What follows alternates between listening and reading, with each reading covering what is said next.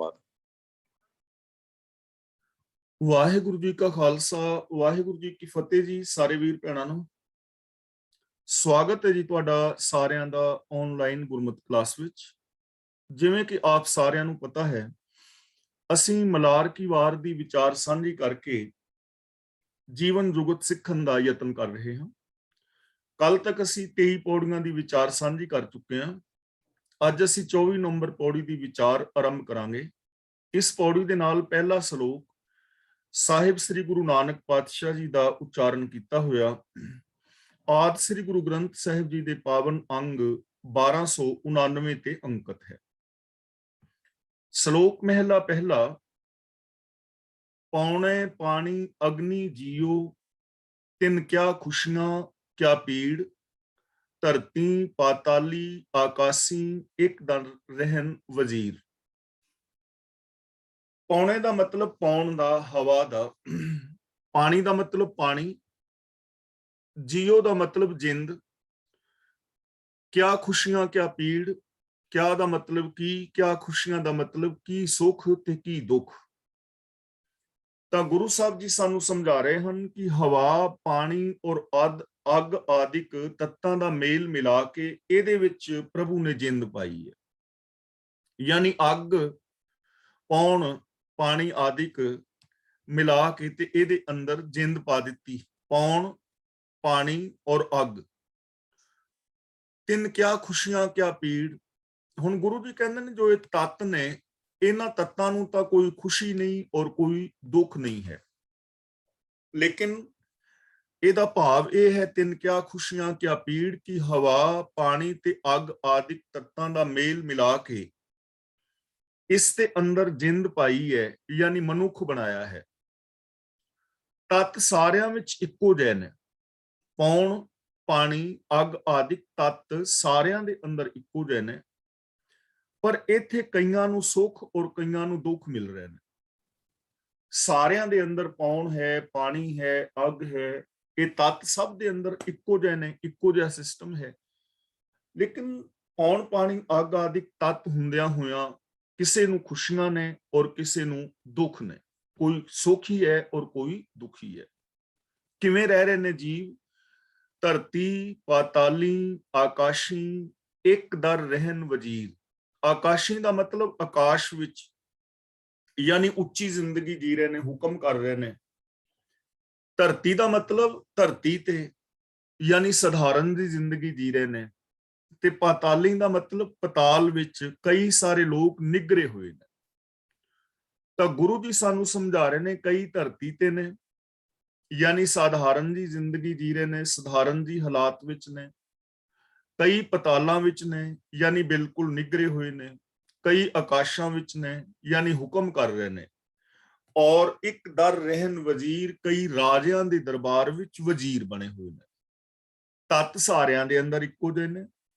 ਕੋਈ ਬੜੀ ਉੱਚੀ ਜ਼ਿੰਦਗੀ ਜੀ ਰਿਹਾ ਹੈ, ਕੋਈ ਨੀਵੀਂ ਜ਼ਿੰਦਗੀ ਜੀ ਰਿਹਾ ਹੈ, ਕੋਈ ਅਮੀਰ ਹੈ, ਕੋਈ ਗਰੀਬ ਹੈ, ਕੋਈ ਸੁਖੀ ਔਰ ਕੋਈ ਦੁਖੀ ਹੈ।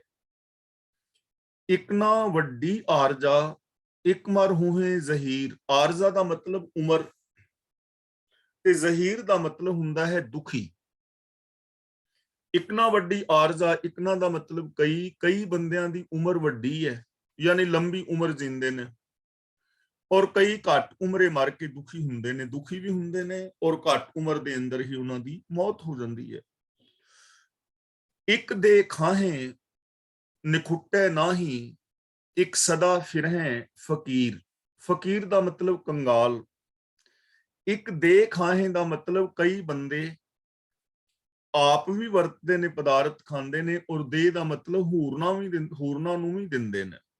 ਕਈ ਬੰਦੇ ਹੋਰਨਾਂ ਨੂੰ ਦੇ ਕੇ ਆਪ ਵਰਤਦੇ ਨੇ, ਯਾਨੀ ਉਹਨਾਂ ਦੇ ਕੋਲ ਐਸੀ ਗੁੰਜਾਇਸ਼ ਹੈ ਜਿਹਦੇ ਨਾਲ ਉਹ ਦੂਜਿਆਂ ਨੂੰ ਵੀ ਹੈਲਪ ਕਰਦੇ ਨੇ, ਦੂਜਿਆਂ ਦੀ ਵੀ, ਔਰ ਆਪ ਵੀ ਖਾਂਦੇ ਵਰਤਦੇ ਨੇ।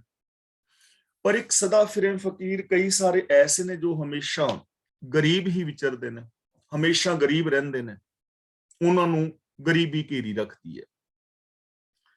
ਹੁਕਮੀ ਸਾਜੇ ਹੁਕਮੀ ਢਾਹੇ, ਏਕ ਚਸੈ ਮੈਂ ਲੱਖ।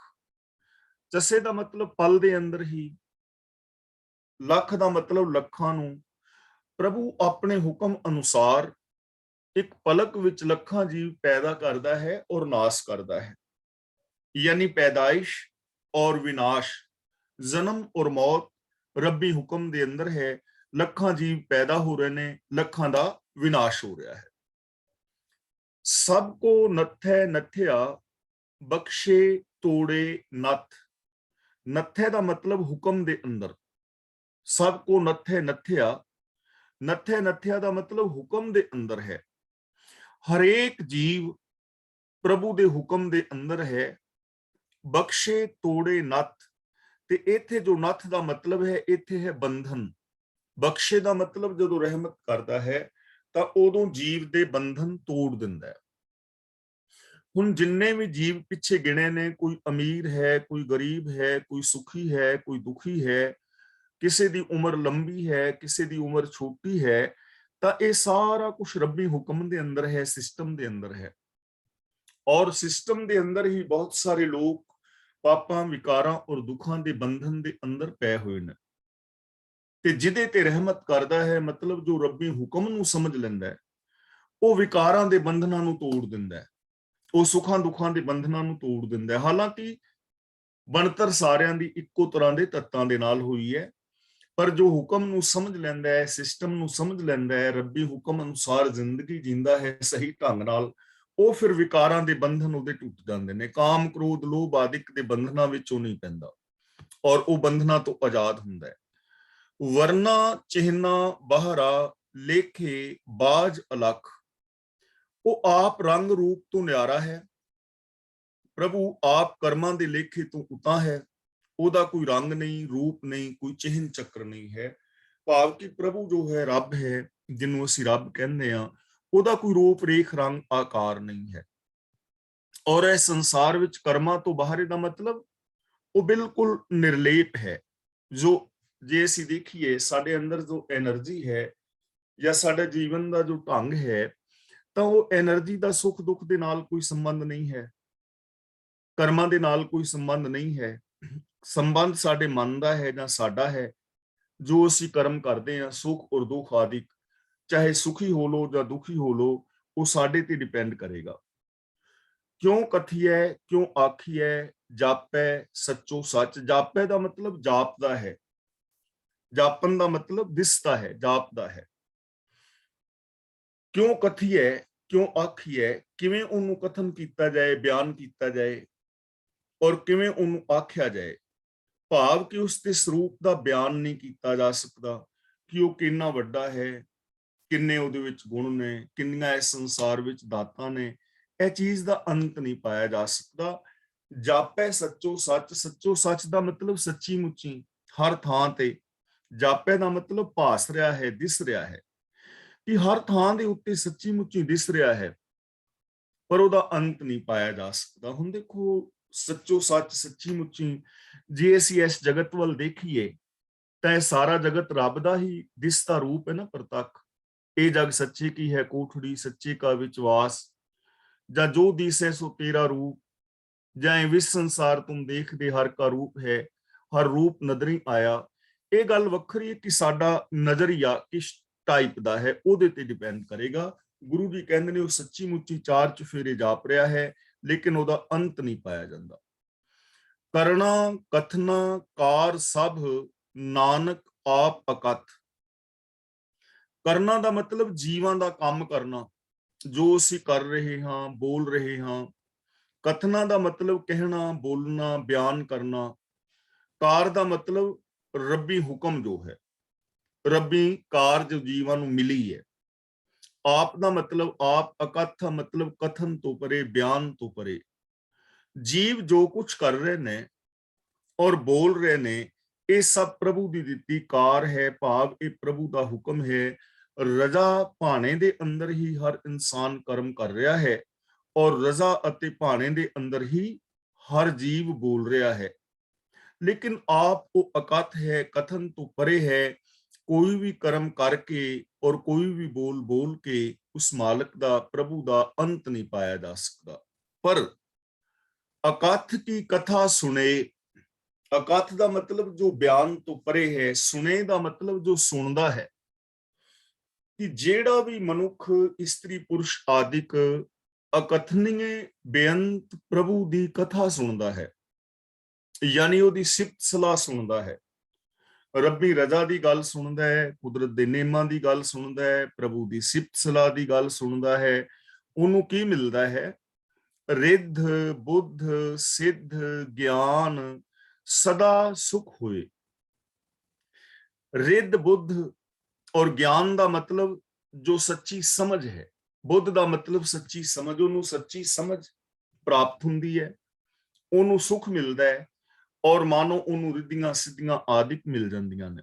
ਯਾਨੀ ਪ੍ਰਭੂ ਦੀ ਜੋ ਸੱਚੀ ਸਿਫਤ ਸਲਾਹ ਸੁਣਦਾ ਹੈ ਔਰ ਉਹਦੇ ਗੁਣਾਂ ਨੂੰ ਆਪਣੇ ਮਨ ਵਿੱਚ ਵਸਾਉਂਦਾ ਹੈ, ਤਾਂ ਇਹ ਜੋ ਪ੍ਰਭੂ ਦੀ ਸਿਫਤ ਸਲਾਹ ਸੁਣਨੀ ਔਰ ਰਜ਼ਾ ਪਾਣੇ ਵਿੱਚ ਰਹਿਣਾ ਹੈ, ਇਹੀ ਸਾਰੇ ਸੁੱਖਾਂ ਦਾ ਮੂਲ ਹੈ, ਇਹੀ ਰਿੱਧੀਆਂ ਸਿੱਧੀਆਂ ਆਦਿਕ ਨੇ, ਇਹੀ ਸਭ ਤੋਂ ਉੱਚੀ ਸਮਝ ਹੈ।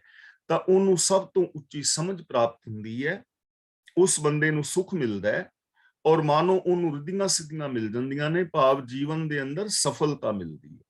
ਹਰ ਸੁੱਖ ਦਾ ਮੂਲ ਪ੍ਰਭੂ ਦੀ ਸਿਫਤ ਸਲਾਹ ਨੂੰ ਸੁਣਨਾ ਹੈ। ਮਹਿਲਾ ਪਹਿਲਾ, ਅਜਰ ਜਰੈ ਤਾਂ ਨੌ ਕੁਲ ਬੰਧ। ਅਜਰ ਦਾ ਮਤਲਬ ਜੋ ਜਰਿਆ ਨਹੀਂ ਜਾ ਸਕਦਾ, ਜੇ ਉਹਨੂੰ ਜਰ ਲਵੇ। ਹੁਣ ਇਸ ਅਜ਼ਰ ਜਰੇ ਸ਼ਬਦ ਦੇ ਅਰਥਾਂ ਦੇ ਵਿੱਚ ਵਿਦਵਾਨਾਂ ਦੇ ਮਤਭੇਦ ਨੇ। ਕਈਆਂ ਨੇ ਇਸ ਦੇ ਅਰਥ ਕੀਤੇ ਨੇ ਕਿ ਜੋ ਅਜ਼ਰ ਵਸਤੂ ਹੈ, ਆਤਮਿਕ ਜੀਵਨ, ਜੇ ਉਹਨੂੰ ਕੋਈ ਜਰ ਲਵੇ, ਯਾਨੀ ਜੋ ਆਤਮਿਕ ਵਸਤੂ ਹੈ ਉਹ ਜਰਨ ਤੋਂ ਪਰੇ ਹੈ, ਉਹਨੂੰ ਜਰਿਆ ਨਹੀਂ ਜਾ ਸਕਦਾ। ਲੇਕਿਨ ਇਹਦਾ ਅਰਥ ਕੁਝ ਵਿਦਵਾਨਾਂ ਨੇ ਹੋਰ ਢੰਗ ਦੇ ਨਾਲ ਕੀਤਾ ਹੈ। ਜੋ ਭਾਈ ਸਾਹਿਬ ਸਿੰਘ ਜੀ ਅਰਥ ਕਰ ਰਹੇ ਨੇ ਉਹ ਜ਼ਿਆਦਾ ਵਧੀਆ ਨੇ। ਅਜਰ ਦਾ ਮਤਲਬ ਜੋ ਜਰਿਆ ਨਾ ਜਾ ਸਕੇ, ਜਿਵੇਂ ਪਾਵਨ ਬਾਣੀ ਦੇ ਅੰਦਰ ਹੋਰ ਥਾਂ ਆਇਆ ਨਾ, ਅਚਰ ਚਰੈ ਤਾਂ ਸਿੱਧ ਹੋਈ, ਸਿੱਧੀ ਤੇ ਬੁੱਧ ਪਾਈ, ਨਾ ਚਰਿਆ ਜਾਣ ਵਾਲਾ ਮਨ। ਇੱਥੇ ਵੀ ਅਜ਼ਰ ਜੋ ਹੈ ਮਨ ਵਾਸਤੇ ਹੀ ਸ਼ਬਦ ਜਿਹੜਾ ਹੈ ਵਰਤਿਆ ਜਾ ਰਿਹਾ ਹੈ। ਇਹਦਾ ਮਤਲਬ ਹੈ ਅਜ਼ਰ ਜਰੇ ਦਾ ਮਤਲਬ ਜੇ ਕੋਈ ਵਸ ਵਿੱਚ ਨਾ ਆਉਣ ਵਾਲੇ ਮਨ ਨੂੰ ਵਸ ਵਿੱਚ ਕਰ ਲਵੇ। ਇਸ ਦਾ ਮੀਨਿੰਗ ਇਹ ਹੈਗਾ, ਜਿਵੇਂ ਗੁਰਬਾਣੀ ਵਿੱਚ ਇੱਕ ਹੋਰ ਸ਼ਬਦ ਨਾ, ਅਚਰ ਚਰੈ ਤਾਂ ਸਿੱਧ ਹੋਈ, ਸਿੱਧੀ ਤੇ ਬੁੱਧ ਪਾਈ, ਕਿ ਨਾ ਚਰੇ ਜਾਣ ਵਾਲੇ ਮਨ ਨੂੰ ਜੇ ਚਰ ਲੈ, ਯਾਨੀ ਮਨ ਨੂੰ ਜੇ ਆਪਣੇ ਵਸ ਵਿੱਚ ਕਰ ਲੈ, ਤਾਂ ਬੰਦੇ ਨੂੰ ਸਫਲਤਾ ਮਿਲਦੀ ਹੈ। ਔਰ ਸਫਲਤਾ ਤੋਂ ਸਾਨੂੰ ਇਸ ਗੱਲ ਦੀ ਸਮਝ ਆਉਂਦੀ ਹੈ ਕਿ ਪ੍ਰਭੂ ਅੱਗੇ ਆਪਾ ਸਮਰਪਣ ਕੀਤਿਆਂ ਅਸੀਂ ਪ੍ਰਭੂ ਦੇ ਰਹਿਮਤ ਬਖਸ਼ਿਸ਼ ਦੇ ਪਾਤਰ ਬਣ ਸਕਦੇ ਹਾਂ। ਤਾਂ ਇੱਥੇ ਅਜ਼ਰ ਜਰੇ ਦਾ ਮਤਲਬ ਹੈਗਾ ਜੋ ਅਜ਼ਰ ਮਨ ਨੂੰ ਜ਼ਰੇ, ਮਤਲਬ ਕਿ ਮਨ ਨੂੰ ਆਪਣੇ ਵਸ ਦੇ ਅੰਦਰ ਕਰੇ। ਜੋ ਮਨ ਕਿਸੇ ਤੋਂ ਵਸ ਵਿੱਚ ਨਹੀਂ ਆਉਂਦਾ, ਜੋ ਮਨੁੱਖ ਮਨ ਦੀ ਉਸ ਅਵਸਥਾ ਤੇ ਕਾਬੂ ਪਾ ਲੈਂਦਾ ਹੈ ਜਿਹਦੇ ਤੇ ਕਾਬੂ ਪਾਣਾ ਔਖਾ ਹੈ। ਜਿਹੜੀ ਮਨ ਦੀ ਅਵਸਥਾ ਤੇ ਕਾਬੂ ਪਾਣਾ ਔਖਾ ਹੈ ਨਾ ਆਮ ਬੰਦੇ ਵਾਸਤੇ, ਉਹਦੇ ਤੇ ਜੋ ਕਾਬੂ ਪਾ ਲੈਂਦਾ ਹੈ, ਯਾਨੀ ਮਨ ਨੂੰ ਵਸ ਵਿੱਚ ਕਰ ਲੈਂਦਾ ਹੈ, ਤਾਂ ਫਿਰ ਕੀ ਹੁੰਦਾ ਹੈ? 9 ਕੁਲ ਬੰਧ। ਤਾਂ ਇਹਦੇ 9 ਹੀ ਕਰਮ ਤੇ ਗਿਆਨ ਇੰਦਰੇ। ਬੰਧ ਦਾ ਮਤਲਬ ਬੰਧਨ ਵਿੱਚ ਰਹਿੰਦੇ ਨੇ, ਜਾਇਜ਼ ਹੱਦ ਦੇ ਅੰਦਰ ਰਹਿੰਦੇ ਨੇ। ਉਹ ਆਪਣੇ ਨਾ ਗਿਆਨ ਇੰਦਰੀਆਂ ਦੇ ਉੱਤੇ ਕੰਟਰੋਲ ਕਰ ਲੈਂਦਾ ਹੈ। ਉਹਦੇ ਗਿਆਨ ਇੰਦਰੇ ਫਿਰ ਵਿਕਾਰਾਂ ਦੇ ਅੰਦਰ ਭਟਕਦੇ ਨਹੀਂ ਹਨ, ਜੋ ਮਨ ਨੂੰ ਵਸ ਵਿੱਚ ਕਰ ਲੈਂਦਾ ਹੈ। ਪੂਜੈ ਪ੍ਰਾਣ ਹੋਵੇ ਥਿਰ ਕੰਧ। ਇੱਥੇ ਪੂਜੈ ਦਾ ਮਤਲਬ ਹੈ ਪ੍ਰਭੂ ਦੇ ਹੁਕਮ ਰਜ਼ਾ ਦੇ ਅੰਦਰ ਰਹਿਣਾ, ਰੱਬੀ ਗੁਣਾਂ ਦੇ ਧਾਰਨੀ ਹੋਣਾ। ਤੇ ਪ੍ਰਾਣ ਦਾ ਮੀਨਿੰਗ ਇੱਥੇ ਹੈ ਸਵਾਸ ਸਵਾਸ। ਥਿਰ ਦਾ ਮਤਲਬ ਅਡੋਲ, ਕੰਧ ਦਾ ਮਤਲਬ ਸਰੀਰ। ਥਿਰ ਕੰਧ ਦਾ ਮਤਲਬ ਸਰੀਰ ਅਡੋਲ ਹੋ ਜਾਂਦਾ ਹੈ, ਯਾਨੀ ਮਨ ਸਰੀਰ ਵਿਕਾਰਾਂ ਵਿੱਚ ਡੋਲਦਾ ਨਹੀਂ। ਤਾਂ ਪੂਜੈ ਪ੍ਰਾਣ, ਜਦੋਂ ਬੰਦਾ ਸਵਾਸ ਸਵਾਸ ਪ੍ਰਭੂ ਦੀ ਸਿਫਤ ਸਲਾਹ ਕਰਦਾ ਹੈ, ਸਵਾਸ ਸਵਾਸ ਬੰਦਾ ਰੱਬੀ ਗੁਣਾਂ ਦਾ ਜੋ ਧਾਰਨੀ ਹੁੰਦਾ ਹੈ, ਤਾਂ ਹੋਵੇ ਥਿਰਖੰਡ ਦਾ ਮਤਲਬ ਇਹਦਾ ਸਰੀਰ ਵਿਕਾਰਾਂ ਵੱਲੋਂ ਅਡੋਲ ਹੋ ਜਾਂਦਾ ਹੈ। ਫਿਰ ਇਹਦਾ ਸਰੀਰ ਵਿਕਾਰਾਂ ਦੇ ਵਿੱਚ ਡੋਲਦਾ ਨਹੀਂ। ਕਹਾਂ ਤੇ ਆਇਆ ਕਹਾਂ ਇਹ ਜਾਣ। ਫਿਰ ਕਿੱਥੋਂ ਆਇਆ ਤੇ ਕਿੱਥੇ ਇਹਨੇ ਜਾਣਾ ਹੈ, ਭਾਵ ਸਮਝ ਆ ਜਾਂਦੀ ਹੈ ਨਾ ਕਿਤੋਂ ਇਹ ਆਇਆ ਹੈ ਤੇ ਨਾ ਕਿਤੇ ਇਹਨੇ ਜਾਣਾ ਹੈ। ਫਿਰ ਇਹਦਾ ਆਉਣ ਜਾਣ ਦਾ ਜੋ ਭਟਕਣਾ ਦਾ ਚੱਕਰ ਹੈ ਉਹ ਮਿਟ ਜਾਂਦਾ ਹੈ। ਫਿਰ ਇਸ ਬੰਦੇ ਨੂੰ ਥਿਰਤਾ ਮਿਲਦੀ ਹੈ ਮਨ ਨੂੰ। ਫਿਰ ਬੰਦੇ ਦਾ ਮਨ ਭਟਕਦਾ ਨਹੀਂ। ਔਰ ਉਹਨੂੰ ਸਮਝ ਆ ਜਾਂਦਾ ਨਾ ਕੋਈ ਤੂੰ ਆਇਆ ਹੈ, ਨਾ ਹੀ ਕਿਤੇ ਨੇ ਜਾਣਾ ਹੈ, ਨਾ ਕੋ ਆਏ ਬੋ ਨਾ ਕੋ ਜਾਏ ਬੋ, ਰਾਮ ਕੀ ਦੁਹਾਈ ਵਾਲੀ ਗੱਲ ਹੋ ਜਾਂਦੀ ਹੈ। ਕਹੋ ਨਾਨਕ ਗੁਰ ਭਰਮ ਚੁਕਾਇਆ, ਨਾ ਕੋ ਮਰੇ ਨਾ ਆਵੇ ਜਾਇਆ, ਕਿੱਥੋਂ ਇਹਨੇ ਆਉਣਾ ਹੈ ਤੇ ਕਿੱਥੇ ਇਹਨੇ ਜਾਣਾ ਹੈ। ਭਾਵੇਂ ਨੂੰ ਸਮਝ ਆ ਜਾਂਦੀ ਹੈ ਕਿ ਜੀਵ ਪ੍ਰਭੂ ਦਾ ਹੀ ਰੂਪ ਹੈ, ਪ੍ਰਭੂ ਚੋਂ ਹੀ ਪੈਦਾ ਹੋਇਆ ਤੇ ਉਹਦੇ ਵਿੱਚ ਹੀ ਇਹਨੇ ਸਮਾ ਜਾਣਾ ਹੈ। ਤੱਤਾਂ ਵਿੱਚੋਂ ਮਿਲੇ ਤੱਤਾਂ ਨੇ ਤੱਤਾਂ ਵਿੱਚ ਹੀ ਸਮਾ ਜਾਣਾ ਹੈ। ਜੀਵਤ ਮਰਤ ਰਹੇ ਪਰਵਾਨ, ਜੀਵਤ ਮਰਤ, ਜੀਵਤ ਭਾਵ ਤੋਂ ਮਰ ਕੇ ਫਿਰ ਇਹ ਜ਼ਿੰਦਗੀ ਜੀਂਦਾ ਹੈ ਔਰ ਪ੍ਰਭੂ ਦੇ ਦਰ ਤੇ ਪ੍ਰਵਾਨ ਹੋ ਜਾਂਦਾ ਹੈ। ਇੱਥੇ ਜੀਵਤ ਮਰਤ ਦਾ ਮੀਨਿੰਗ ਹੈਗਾ ਜੀਵਤ ਭਾਵ ਤੋਂ ਮਰਨਾ, ਯਾਨੀ ਜੋ ਸਾਡੀਆਂ ਆਸਾਵਾਂ ਤ੍ਰਿਸ਼ਨਾਵਾਂ ਨੇ, ਵਿਕਾਰਾਂ ਦੇ ਵਿੱਚ ਖਚਤ ਹੈ, ਇਧਰੋਂ ਆਪਣੇ ਮਨ ਨੂੰ ਮਾਰ ਲੈਣਾ। ਸੰਸਾਰ ਵਿੱਚ ਰਹਿੰਦਿਆਂ ਜ਼ਿੰਦਗੀ ਨਿਰਲੇਪ ਹੋ ਕੇ ਜੀਣੀ, ਸੁੱਖ ਦੁੱਖ ਤੋਂ ਉੱਤੇ, ਸਿਰਫ ਗੁਣਾਂ ਦੇ ਨਾਲ ਜੁੜ ਕੇ ਰਹਿਣਾ, ਔਗੁਣਾਂ ਤੋਂ ਬਚਣਾ। ਜਿਵੇਂ ਪਾਣੀ ਦੇ ਅੰਦਰ ਕਮਲ ਦਾ ਫੁੱਲ ਅਲੇਪ ਰਹਿੰਦਾ ਹੈ, ਤਿਵੇਂ ਇਸ ਸੰਸਾਰ ਦੇ ਅੰਦਰ ਰਹਿੰਦਿਆਂ ਹੋਇਆਂ ਬੰਦਾ ਵਿਕਾਰਾਂ ਤੋਂ ਨਿਰਲੇਪ ਰਹੇ, ਆਪਣੀ ਮੱਤ ਨੂੰ ਛੱਡ ਕੇ ਗੁਰੂ ਦੀ ਮੱਤ ਦਾ ਧਾਰਨੀ ਹੋ ਜਾਏ, ਉਹਨੂੰ ਕਹਿੰਦੇ ਨੇ ਜੀਵਤ ਮਰਤ। ਤਾਂ ਫਿਰ ਮਨੁੱਖ ਜੋ ਜੀਵਤ ਮਿਰਤਕ ਹੋ ਕੇ ਰਹਿੰਦਾ ਹੈ, ਨਿਰਲੇਪ ਹੋ ਕੇ ਰਹਿੰਦਾ ਹੈ, ਉਹ ਪ੍ਰਭੂ ਦੇ ਦਰ ਤੇ ਪ੍ਰਵਾਨ ਹੋ ਜਾਂਦਾ ਹੈ। ਹੁਕਮੈ ਬੂਝੈ ਤਤ ਪਛਾਣੈ, ਜੋ ਪ੍ਰਭੂ ਦੀ ਸਿਫਤ ਸਲਾਹ ਸੁਣਦਾ ਹੈ ਤੇ ਜਦੋਂ ਇਹ ਪ੍ਰਭੂ ਦੀ ਰਜ਼ਾ ਨੂੰ ਸਮਝ ਲੈਂਦਾ ਹੈ, ਹੁਕਮੈ ਬੂਝੈ, ਜਦੋਂ ਹੁਕਮ ਨੂੰ ਬੁੱਝ ਲੈਂਦਾ ਹੈ, ਸਮਝ ਲੈਂਦਾ ਹੈ, ਇਹਨੂੰ ਇਹ ਸਮਝ ਪੈ ਜਾਂਦੀ ਹੈ ਕਿ ਹਰ ਸ਼ੈ ਦੁਨੀਆ ਦੀ ਹੁਕਮ ਵਿੱਚ ਹੈ, ਕਿ ਹੁਕਮ ਵਿੱਚ ਹੀ ਜਨਮ ਹੈ, ਹੁਕਮ ਵਿੱਚ ਮਰਨ ਹੈ, ਸੁੱਖ ਹੈ, ਦੁੱਖ ਹੈ, ਮਾਨ ਹੈ, ਅਪਮਾਨ ਹੈ, ਚੰਗਾ ਹੈ, ਬੁਰਾ ਹੈ, ਉਤਪत्ति ਹੈ, ਲੈਤਾ ਹੈ ਜਾਂ ਸੰਚਾਲਨ ਹੈ। ਇਹ ਸਭ ਕੁਝ ਹੁਕਮ ਦੇ ਅੰਦਰ ਹੈ, ਕੁਦਰਤੀ ਨਿਯਮਾਂ ਦੇ ਅੰਦਰ ਹੈ। ਤਾਂ ਜਦੋਂ ਇਸ ਚੀਜ਼ ਨੂੰ ਸਮਝ ਲੈਂਦਾ ਹੈ, ਤਤ ਪਛਾਣੇ, ਤਾਂ ਇਹ ਅਸਲੀਅਤ ਨੂੰ ਪਛਾਣ ਲੈਂਦਾ ਹੈ, ਇਹਨੂੰ ਅਸਲੀਅਤ ਦੀ ਪਹਿਚਾਨ ਆ ਜਾਂਦੀ ਹੈ। ਹੁਕਮ ਨੂੰ ਜਾਣ ਲੈਂਦਾ ਹੈ, ਪ੍ਰਭੂ ਦੀ ਰਜ਼ਾ ਨੂੰ ਸਮਝਦਾ ਹੈ। ਜਦੋਂ ਰਜ਼ਾ ਨੂੰ ਸਮਝਦਾ ਹੈ ਤਾਂ ਅਸਲੀਅਤ ਦੀ ਪਛਾਣ ਆਉਂਦੀ ਹੈ। ਇਹ ਤਤ ਨੂੰ ਜਾਣਦਾ ਹੈ, ਸੱਚ ਨੂੰ ਜਾਣਦਾ ਹੈ। ਜਦੋਂ ਤੱਕ ਹੁਕਮ ਦੀ ਸਮਝ ਨਹੀਂ ਹੈ, ਉਦੋਂ ਤੱਕ ਬੰਦਾ ਅਸਲੀਅਤ ਨੂੰ ਵੀ ਨਹੀਂ ਪਛਾਣਦਾ। ਉਦੋਂ ਤੱਕ ਇਹ ਸੋਚਦਾ ਸ਼ਾਇਦ ਤੀਰਥਾਂ ਤੇ ਨਹਾਉਣ ਨਾਲ ਹੀ ਕੰਮ ਚੱਲਦਾ ਹੈ। ਜਦੋਂ ਤੱਕ ਇਹਨੂੰ ਤੱਤ ਦੀ ਸਮਝ ਨਹੀਂ, ਉਦੋਂ ਤੱਕ ਇਹ ਕਰਾਮਾਤਾਂ ਵਿੱਚ ਵੀ ਵਿਸ਼ਵਾਸ ਰੱਖੇਗਾ ਕਿ ਸ਼ਾਇਦ ਕਰਾਮਾਤ ਵੀ ਹੋ ਸਕਦੀ ਹੈ। ਪਰ ਜਦੋਂ ਹੁਕਮ ਦੀ ਸਮਝ ਆ ਜਾਏ ਨਾ ਕਿ ਸਾਰਾ ਕੁਝ ਸਿਸਟਮ ਵਿੱਚ ਹੈ, ਤਾਂ ਫਿਰ ਇਹਨੂੰ ਤੱਤ ਦੀ ਸਮਝ ਆ ਜਾਂਦੀ ਹੈ, ਅਸਲੀਅਤ ਦੀ ਪਛਾਣ ਆ ਜਾਂਦੀ ਹੈ। ਪਰ ਐਸਾ ਹੋਏਗਾ ਕਿਵੇਂ? ਤੱਤ ਦੀ ਪਛਾਣ, ਹੁਕਮ ਦੀ ਪਛਾਣ ਆਵੇਗੀ ਕਿਵੇਂ? ਇਹ ਪ੍ਰਸਾਦ ਗੁਰੂ ਤੇ ਜਾਣੇ, ਤਾਂ ਇਹ ਗੁਰੂ ਦੀ ਕਿਰਪਾ ਦੇ ਨਾਲ ਇਸ ਚੀਜ਼ ਦੀ ਸੂਝ ਮਿਲਦੀ ਹੈ, ਗੁਰੂ ਦੀ ਰਹਿਮਤ ਦੇ ਨਾਲ ਇਹ ਚੀਜ਼ ਨੂੰ ਜਾਣਦਾ ਹੈ। ਮਤਲਬ ਕਿ ਜੋ ਗੁਰੂ ਦੇ ਦੱਸੇ ਰਾਹ ਤੇ ਚੱਲੇਗਾ, ਗੁਰਮਤਿ ਆਸ਼ਿਕ ਅਨੁਸਾਰ ਜ਼ਿੰਦਗੀ ਜੀਵੇਗਾ, ਗਿਆਨ ਗੁਰੂ ਦੀ ਅਗਵਾਈ ਵਿੱਚ ਚੱਲੇਗਾ, ਤਾਂ ਉਹਨੂੰ ਇਸ ਚੀਜ਼ ਦੀ ਸਮਝ ਆ ਜਾਏਗੀ ਕਿ ਸਭ ਕੁਝ ਰੱਬੀ ਰਜ਼ਾ ਵਿੱਚ ਹੈ। ਉਹ ਤੱਤ ਨੂੰ, ਅਸਲੀਅਤ ਨੂੰ ਜਾਣ ਲਏਗਾ ਤੇ ਇਹ ਸਾਰਾ ਕੁਝ ਹੋਣਾ ਹੈ ਗੁਰੂ ਦੀ ਰਹਿਮਤ ਨਾਲ, ਗੁਰੂ ਦੇ ਗਿਆਨ ਦੇ ਨਾਲ। ਇਸ ਲਈ ਸਾਨੂੰ ਬਾਣੀ ਆਪ ਪੜ੍ਹਨੀ ਚਾਹੀਦੀ ਹੈ, ਗੁਰਬਾਣੀ ਆਪ ਵਿਚਾਰਨੀ ਚਾਹੀਦੀ ਹੈ ਔਰ ਗੁਰਬਾਣੀ ਮੁਤਾਬਕ ਜ਼ਿੰਦਗੀ ਜੀਣੀ ਚਾਹੀਦੀ ਹੈ। ਹੁੰਦਾ ਫੜੀਅਗ ਨਾਨਕ ਜਾਣ, ਹੁੰਦਾ ਦਾ ਮਤਲਬ ਜੋ ਇਹ ਕਹੇ ਕਿ ਮੈਂ ਹਾਂ, ਹੁੰਦਾ ਦਾ ਮਤਲਬ ਮੈਂ ਹਾਂ, ਹਉਮੈ ਵਾਲਾ ਹੰਕਾਰੀ, ਹੁੰਦਾ ਦਾ ਮਤਲਬ ਅਹੰਕਾਰੀ। ਫੜੀਅਗ ਦਾ ਮਤਲਬ ਫੜਿਆ ਜਾਏਗਾ, ਜਾਣ ਦਾ ਮਤਲਬ ਸਮਝ ਲੈ।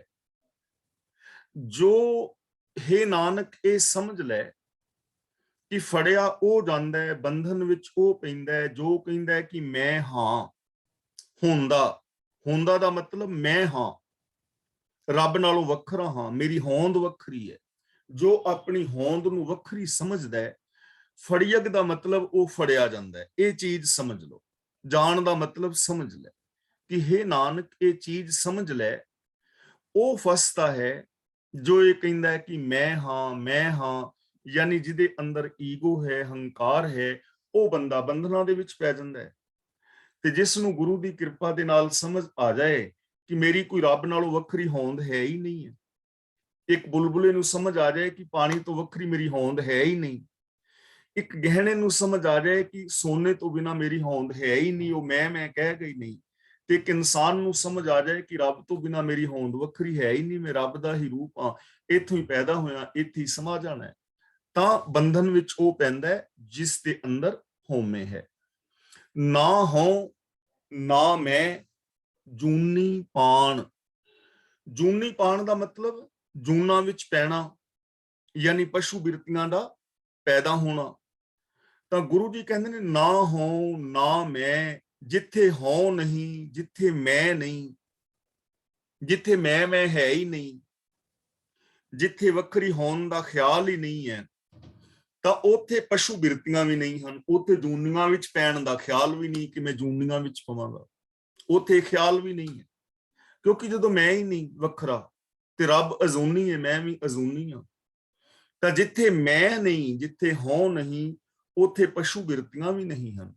ਇਸ ਲਈ ਜੇ ਅਸੀਂ ਚਾਹੁੰਦੇ ਹਾਂ ਕਿ ਇਨਸਾਨ ਦੇ ਅੰਦਰੋਂ ਪਸ਼ੂ ਬਿਰਤੀਆਂ ਖਤਮ ਹੋਣ, ਤਾਂ ਉਹਦੇ ਵਾਸਤੇ ਆਪਣੀ ਹੋਂਦ ਨੂੰ ਖਤਮ ਕਰਨ ਦੀ ਲੋੜ ਹੈ, ਔਰ ਗੁਰੂ ਦਰਸਾਏ ਮਾਰਗ ਤੇ ਚੱਲ ਕੇ ਇਹ ਸੱਚਾਈ ਨੂੰ ਸਮਝਣ ਦੀ ਲੋੜ ਹੈ, ਔਰ ਗੁਣਾਂ ਦੇ ਧਾਰਨੀ ਹੋ ਕੇ ਔਗੁਣਾਂ ਨੂੰ ਤਿਆਗਣ ਦੀ ਜ਼ਰੂਰਤ ਹੈ।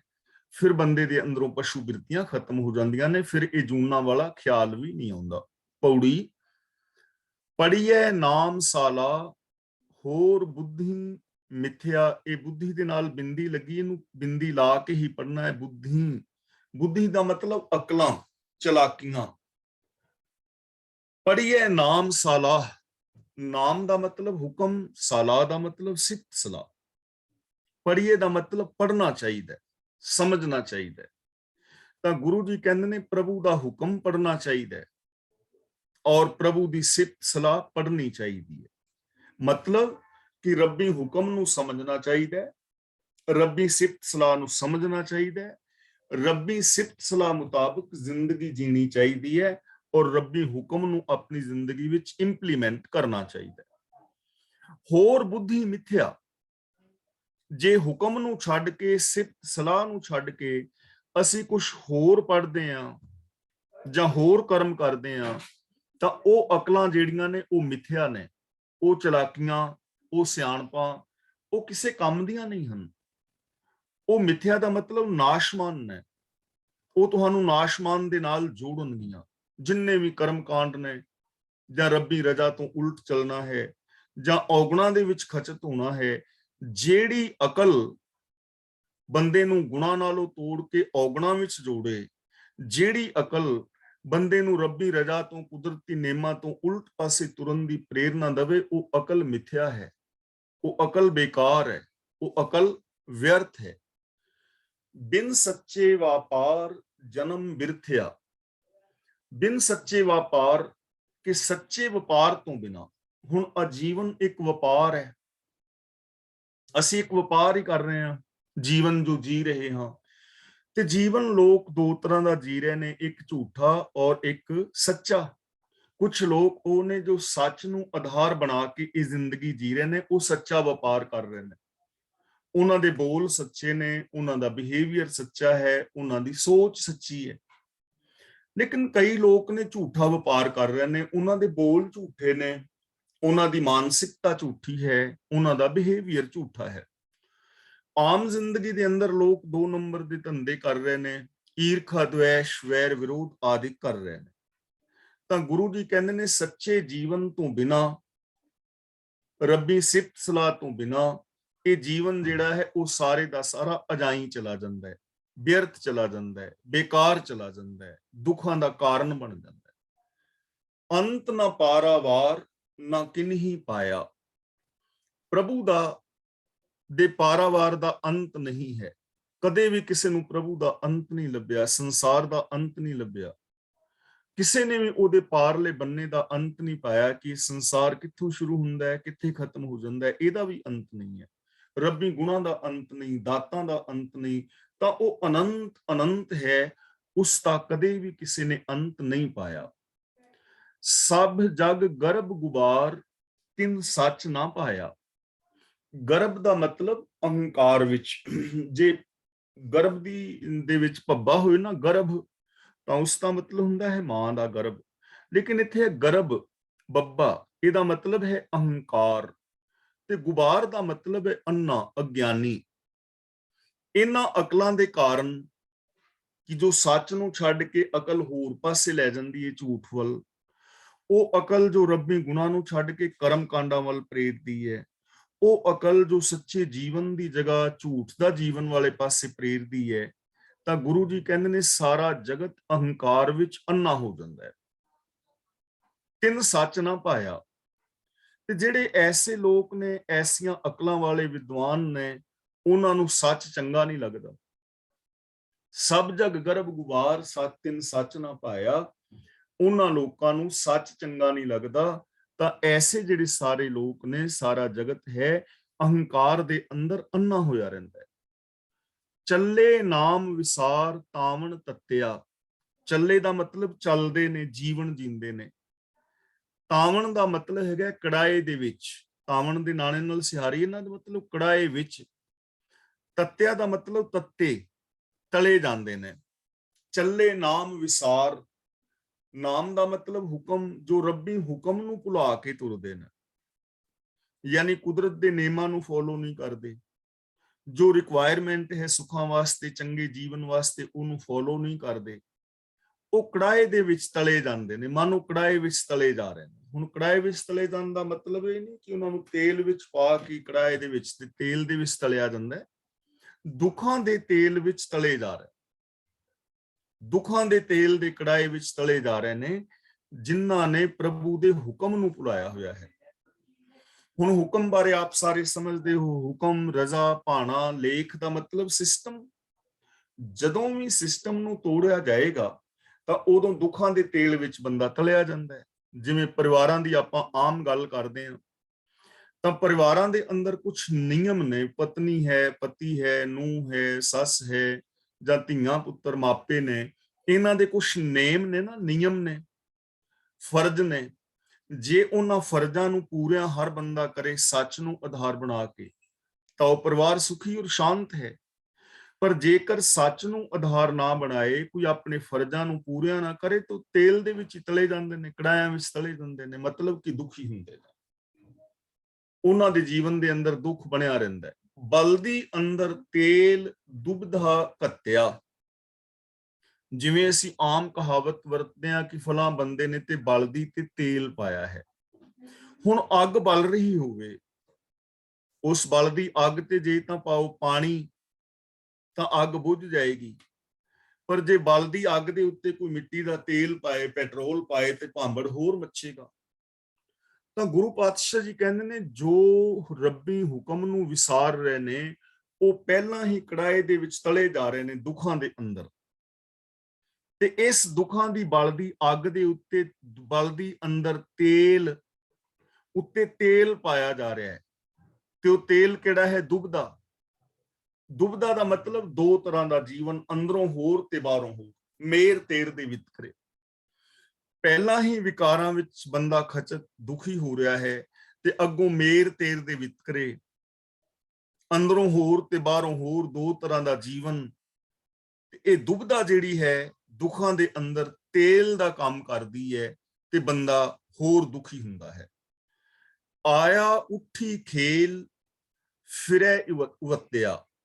ਉੱਠੀ ਖੇਲ ਦਾ ਮਤਲਬ ਖੇਡ ਮੁੱਕ ਜਾਂਦੀ ਹੈ, ਤੇ ਉਵੱਤਿਆ ਦਾ ਮਤਲਬ ਹੁੰਦਾ ਹੈ ਅਵੈੜਾ। ਅਵੈੜਾ, ਕਹੀਏ ਇਧਰ ਨੂੰ ਜਾਣਾ ਤੇ ਜਾਣਾ ਦੂਜੇ ਪਾਸੇ। ਤੇ ਫਿਰੇ ਦਾ ਮਤਲਬ ਫਿਰਦਾ ਹੈ, ਜੀਵਨ ਗੁਜ਼ਾਰਦਾ ਹੈ। ਐਸਾ ਇਨਸਾਨ ਜੋ ਗੁਣਾਂ ਨੂੰ ਛੱਡ ਕੇ ਔਗਣਾਂ ਦੇ ਤੇਲ ਦੇ ਅੰਦਰ ਤਲਿਆ ਜਾ ਰਿਹਾ ਹੈ, ਜਿਸ ਦੀ ਜ਼ਿੰਦਗੀ ਅੰਦਰ ਦੁਬਦਾ ਦਾ ਤੇਲ ਪਿਆ ਹੋਇਆ ਹੈ, ਉਹ ਸਾਰੀ ਜ਼ਿੰਦਗੀ ਉਵੱਤਿਆ ਦਾ ਮਤਲਬ ਅਵੈੜਾ ਫਿਰਦਾ ਹੈ, ਅਵੈੜਾ ਹੋ ਕੇ। ਆਇਆ ਉੱਠੀ ਖੇਲ ਦਾ ਮਤਲਬ ਮੌਤ ਆਉਂਦੀ ਹੈ ਤੇ ਤੁਰ ਜਾਂਦਾ ਹੈ, ਉਹਦੇ ਜੀਵਨ ਦਾ ਖੇਲ ਮੁੱਕ ਜਾਂਦਾ ਹੈ, ਉਹਦੀ ਜ਼ਿੰਦਗੀ ਖਤਮ ਹੋ ਜਾਂਦੀ ਹੈ। ਜਿਉਂਦਿਆਂ ਵੀ ਉਹ ਆਤਮਕ ਮੌਤ ਤੇ ਮਰਿਆ ਰਹਿੰਦਾ ਹੈ, ਔਰ ਇਸ ਸੰਸਾਰ ਤੋਂ ਐਵੇਂ ਹੀ ਚਲਾ ਜਾਂਦਾ ਹੈ, ਆਪਣੇ ਜੀਵਨ ਨੂੰ ਵਿਅਰਥ ਗਵਾ ਕੇ। ਨਾਨਕ ਸੱਚੈ ਮੇਲ ਸੱਚੈ ਰਤਿਆ। ਇਹਨੂੰ ਸੱਚੇ ਨਹੀਂ ਪੜਨਾ, ਸੱਚੈ ਦਲਾਵਾਂ ਲਾ ਕੇ। ਨਾਨਕ ਸੱਚੈ ਮੇਲ ਸੱਚੈ ਰਤਿਆ, ਸੱਚੇ ਰਤਿਆ ਦਾ ਮਤਲਬ ਸੱਚੇ ਅੰਦਰ ਰੰਗਿਆ ਹੋਇਆ, ਤੇ ਸੱਚੇ ਦਾ ਮੇਲ ਦਾ ਮਤਲਬ ਸਦਾ ਕਾਇਮ ਰਹਿਣ ਵਾਲੇ ਪ੍ਰਭੂ ਦੇ ਅੰਦਰ। ਸਦਾ ਥਿਰ ਰਹਿਣ ਵਾਲੇ ਪ੍ਰਭੂ ਵਿੱਚ ਉਸ ਬੰਦੇ ਦਾ ਮੇਲ ਹੁੰਦਾ ਹੈ ਜੋ ਸੱਚੇ ਰਤਿਆ, ਜੋ ਸੱਚੇ ਦੇ ਵਿੱਚ ਰਤਿਆ ਹੁੰਦਾ ਹੈ, ਸੱਚ ਦੇ ਅੰਦਰ ਆਪਣੇ ਆਪ ਨੂੰ ਰੰਗ ਲੈਂਦਾ ਹੈ, ਜੋ ਸੱਚੇ ਪ੍ਰਭੂ ਦੇ ਅੰਦਰ ਰੰਗਿਆ ਹੋਇਆ ਹੈ, ਜਿਸਨੇ ਮਨ ਬਚਨ ਔਰ ਕਰਮ ਕਰਕੇ ਰੱਬੀ ਗੁਣਾਂ ਦੇ ਨਾਲ ਪ੍ਰੀਤ ਪਾਈ ਹੁੰਦੀ ਹੈ, ਉਹਨਾਂ ਦਾ ਸੱਚੇ ਪ੍ਰਭੂ ਦੇ ਨਾਲ ਮਿਲਾਪ ਹੋ ਜਾਂਦਾ ਹੈ। ਸ਼ਲੋਕ ਮਹਿਲਾ ਪਹਿਲਾ। ਇਸ ਸ਼ਲੋਕ ਦੇ ਜੋ ਅਰਥ ਨੇ ਉਹਦੇ ਤੋਂ ਪਹਿਲਾਂ ਥੋੜੀ ਜਿਹੀ ਟੂਕ ਮਾਤਰ ਗੱਲ ਆਪ ਦੇ ਨਾਲ ਸਾਂਝੀ ਕਰਦੇ ਹਾਂ। ਜੋ ਸ਼ਬਦਾਰਥੀ ਵਿਦਵਾਨ ਨੇ, ਜੇ ਸ਼੍ਰੋਮਣੀ ਗੁਰਦੁਆਰਾ ਪ੍ਰਬੰਧਕ ਕਮੇਟੀ ਵੱਲੋਂ ਜੋ 4 ਸੈਂਚੀਆਂ ਗੁਰੂ ਗ੍ਰੰਥ ਸਾਹਿਬ ਜੀ ਦੀਆਂ ਛਾਪੀਆਂ ਨੇ, ਸੰਥਾ ਸੰਚੀਆਂ, ਜਿਨ੍ਹਾਂ ਵਿੱਚ ਇੱਕ ਪਾਸੇ ਪਾਠ ਹੈ, ਦੂਜੇ ਪਾਸੇ ਔਖੇ ਸ਼ਬਦਾਂ ਦੇ ਅਰਥ ਨੇ, ਤਾਂ ਜੋ ਸ਼ਬਦਾਰਥੀ ਵਿਦਵਾਨ ਨੇ ਉਹਨਾਂ ਨੇ ਜੋ ਕੁਝ ਲਿਖਿਆ ਹੈ ਮੈਂ ਉਹ ਆਪ ਨੂੰ ਪੜ੍ਹ ਕੇ ਸੁਣਾ ਰਿਹਾ। ਮੈਂ ਪੜ੍ਹ ਕੇ ਹੀ ਸੁਣਾ ਰਿਹਾ, ਸੇਮ ਟੂ ਸੇਮ ਵਰਡਿੰਗ। ਤਾਂ ਉਹ ਲਿਖਦੇ ਨੇ ਕਿ ਇਹ 2 ਸ਼ਲੋਕ ਕੁਰਖੇਤਰ ਤੀਰਥ ਤੇ ਪੰਡਿਤ ਨਾਨੂ ਪ੍ਰਤੀ ਉਚਾਰੇ। ਗੁਰੂ ਸਾਹਿਬ ਨੇ ਉਸ ਸਮੇਂ ਮਾਸਰਿਨਿਆਂ ਤੇ ਪਾਂਡੇ ਨਾਰਾਜ਼ ਹੋ ਕੇ ਗੁਰੂ ਜੀ ਤੇ ਹਮਲਾ ਕਰਨ ਲਈ ਆਏ। ਗੁਰੂ ਜੀ ਬੜੇ ਧੀਰਜ ਤੇ ਵਿਚਾਰ ਭਰੇ ਢੰਗ ਨਾਲ ਹਾਸ ਰਸ ਵਿੱਚ ਉਹਨਾਂ ਦੇ ਫੋਕਟ ਨਿਸ਼ਚਿਆਂ ਦੇ ਬਖੀਏ ਉਧੇੜਦੇ ਨੇ। ਤਾਂ ਸਮੁੱਚਾ ਭਾਵ ਸ਼ਲੋਕ ਉੱਪਰ ਹੋਛੀ ਮਤ ਨੂੰ ਛੱਡ ਕੇ ਸਹੀ ਮਤ ਅਖਤਿਆਰ ਕਰਨਾ ਦੱਸਿਆ ਸੀ, ਜੋ ਸੱਚੇ ਗੁਰੂ ਤੋਂ ਮਿਲ ਸਕਦੀ ਹੈ। ਇੱਥੇ ਪੰਡਤਾਂ ਦੇ ਇੱਕ ਭੁਲੇਖੇ ਨੂੰ ਦੂਰ ਕਰਦੇ ਹਨ। ਉਹ ਮਾਸ ਖਾਨ ਨੂੰ ਬੁਰਾ ਸਮਝਦੇ ਹਨ, ਉਹ ਮਾਸ ਖਾਨ ਨੂੰ ਬੁਰਾ ਸਮਝਦੇ ਸਨ। ਗੁਰੂ ਜੀ ਉਹਨਾਂ ਨੂੰ ਦੱਸਦੇ ਨੇ ਕਿ ਮਾਸ ਇੱਕ ਅਜਿਹੀ ਵਸਤੂ ਹੈ ਜਿਸ ਨਾਲ ਸਾਨੂੰ ਹਰ ਵੇਲੇ ਵਾਸਤਾ ਪੈਂਦਾ ਹੈ। ਅਸੀਂ ਇਸ ਨੂੰ ਕਿਸੇ ਨਾ ਕਿਸੇ ਸ਼ਕਲ ਵਿੱਚ ਜ਼ਰੂਰ ਵਰਤਦੇ ਹਾਂ। ਫਿਰ ਪੰਡਤਾਂ ਦੀਆਂ ਧਾਰਮਿਕ ਪੁਸਤਕਾਂ ਵਿੱਚ ਇਹਦੇ ਖਾਣ ਦਾ ਜ਼ਿਕਰ ਆਉਂਦਾ ਹੈ, ਇੱਕ ਨਿੰਦਕ ਚੀਜ਼ ਦੇ ਤੌਰ ਤੇ ਨਹੀਂ, ਸਗੋਂ ਦੇਵਤਿਆਂ ਦੀ ਮਨਪਸੰਦ ਚੀਜ਼ ਦੇ ਤੌਰ ਤੇ। ਜੇ ਇਹ ਦਲੀਲ ਦਿੱਤੀ ਜਾਏ ਕਿ ਮਾਸ ਖਾਣ ਦੇ ਨਾਲ ਜੀਵ ਹੱਤਿਆ ਹੁੰਦੀ ਹੈ ਅਤੇ ਸਾਗ ਖਾਣ ਦੇ ਨਾਲ ਨਹੀਂ, ਤਾਂ ਵੀ ਠੀਕ ਨਹੀਂ, ਕਿਉਂਕਿ ਜ਼ਿੰਦਗੀ ਦਾ ਮੂਲ ਮਾਦੀ ਕਾਰਨ ਤਾਂ ਪਾਣੀ ਹੈ, ਜਿਸ ਤੋਂ ਅੰਨ, ਫਲ ਆਦਿ ਖਾਣ ਦੀਆਂ ਚੀਜ਼ਾਂ ਪੈਦਾ ਹੁੰਦੀਆਂ ਨੇ। ਜੇ ਪੂਰਨ ਵੈਸ਼ਨਵ ਬਣਨਾ ਹੈ ਤਾਂ ਇਹ ਚੀਜ਼ਾਂ ਵੀ ਛੱਡ ਦਿਓ। ਤਾਂ ਇਹ ਜੋ ਕੁਛ ਮੈਂ ਆਪ ਦੇ ਨਾਲ ਸਾਂਝਾ ਕੀਤਾ ਹੈ, ਇਹ ਸੇਮ ਵਰਡਿੰਗ ਮੈਂ ਪੜ੍ਹ ਕੇ ਸੁਣਾਈ ਹੈ। ਇਹ ਵਰਡਿੰਗ ਮੇਰੀ ਆਪਣੀ ਨਹੀਂ, ਜੋ ਸ਼ਬਦਾਰਥੀ ਵਿਦਵਾਨਾਂ ਨੇ ਲਿਖਿਆ ਹੈ ਉਹ ਮੈਂ ਆਪ ਨੂੰ ਪੜ੍ਹ ਕੇ ਸੁਣਾਇਆ ਹੈ। ਸ਼ਲੋਕ ਮਹਿਲਾ ਪਹਿਲਾ। ਪਹਿਲਾ ਮਾਸੋਂ ਨਿਮਿਆ ਮਾਸੇ ਅੰਦਰ ਵਾਸ। ਤਾਂ ਸ਼ਬਦ ਦੀ ਜੋ ਸ਼ਲੋਕ ਦੀ ਬਣਤਰ ਹੈ, ਇਥੋਂ ਵੀ ਇੰਜ ਪ੍ਰਤੀਤ ਹੁੰਦਾ ਹੈ ਕਿ ਕਿਸੇ ਮਾਸ ਖਾਣ ਵਾਲੇ ਔਰ ਨਾ ਖਾਣ ਵਾਲੇ ਦੀ ਵਿਚਾਰ ਦਾ ਉੱਤਰ ਦੇ ਰਹੇ ਹਨ।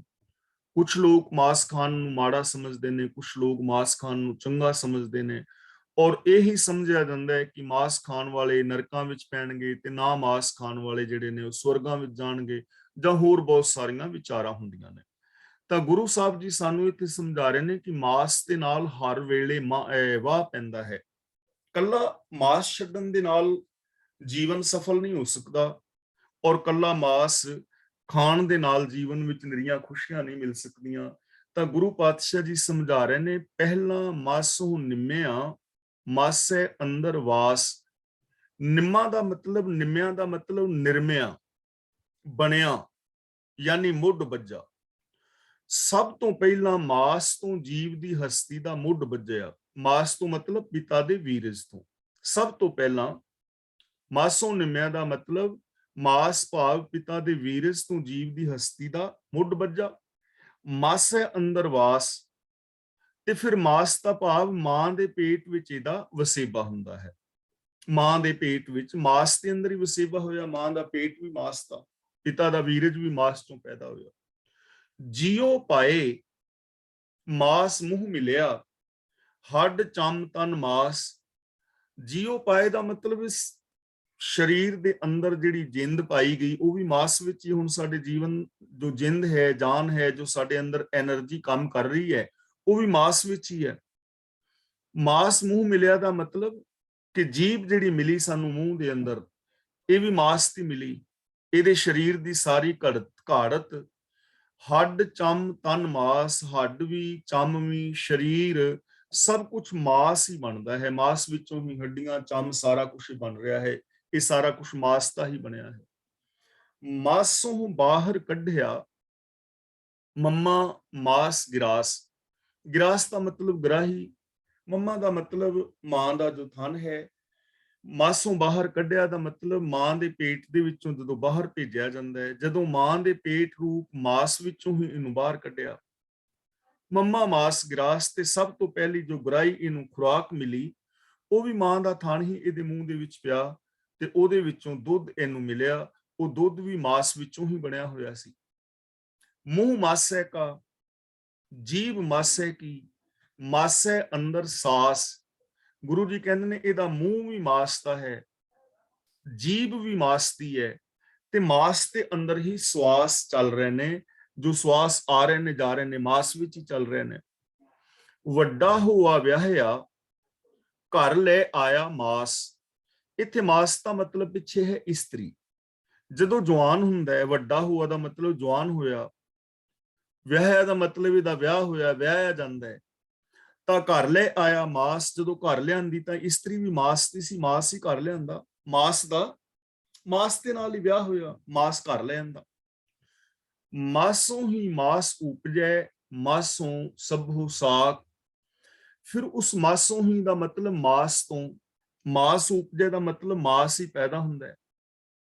ਜੋ ਮਾਸ ਦਾ ਮਾਸ ਦੇ ਨਾਲ ਵਿਆਹ ਹੋਇਆ ਪੁਰਸ਼ ਦਾ ਇਸਤਰੀ ਨਾਲ, ਤੇ ਉਸ ਮਾਸ ਦੀ ਇਸਤਰੀ ਤੋਂ ਅੱਗੇ ਮਾਸ ਦਾ ਹੀ ਬੱਚਾ ਜੰਮਿਆ।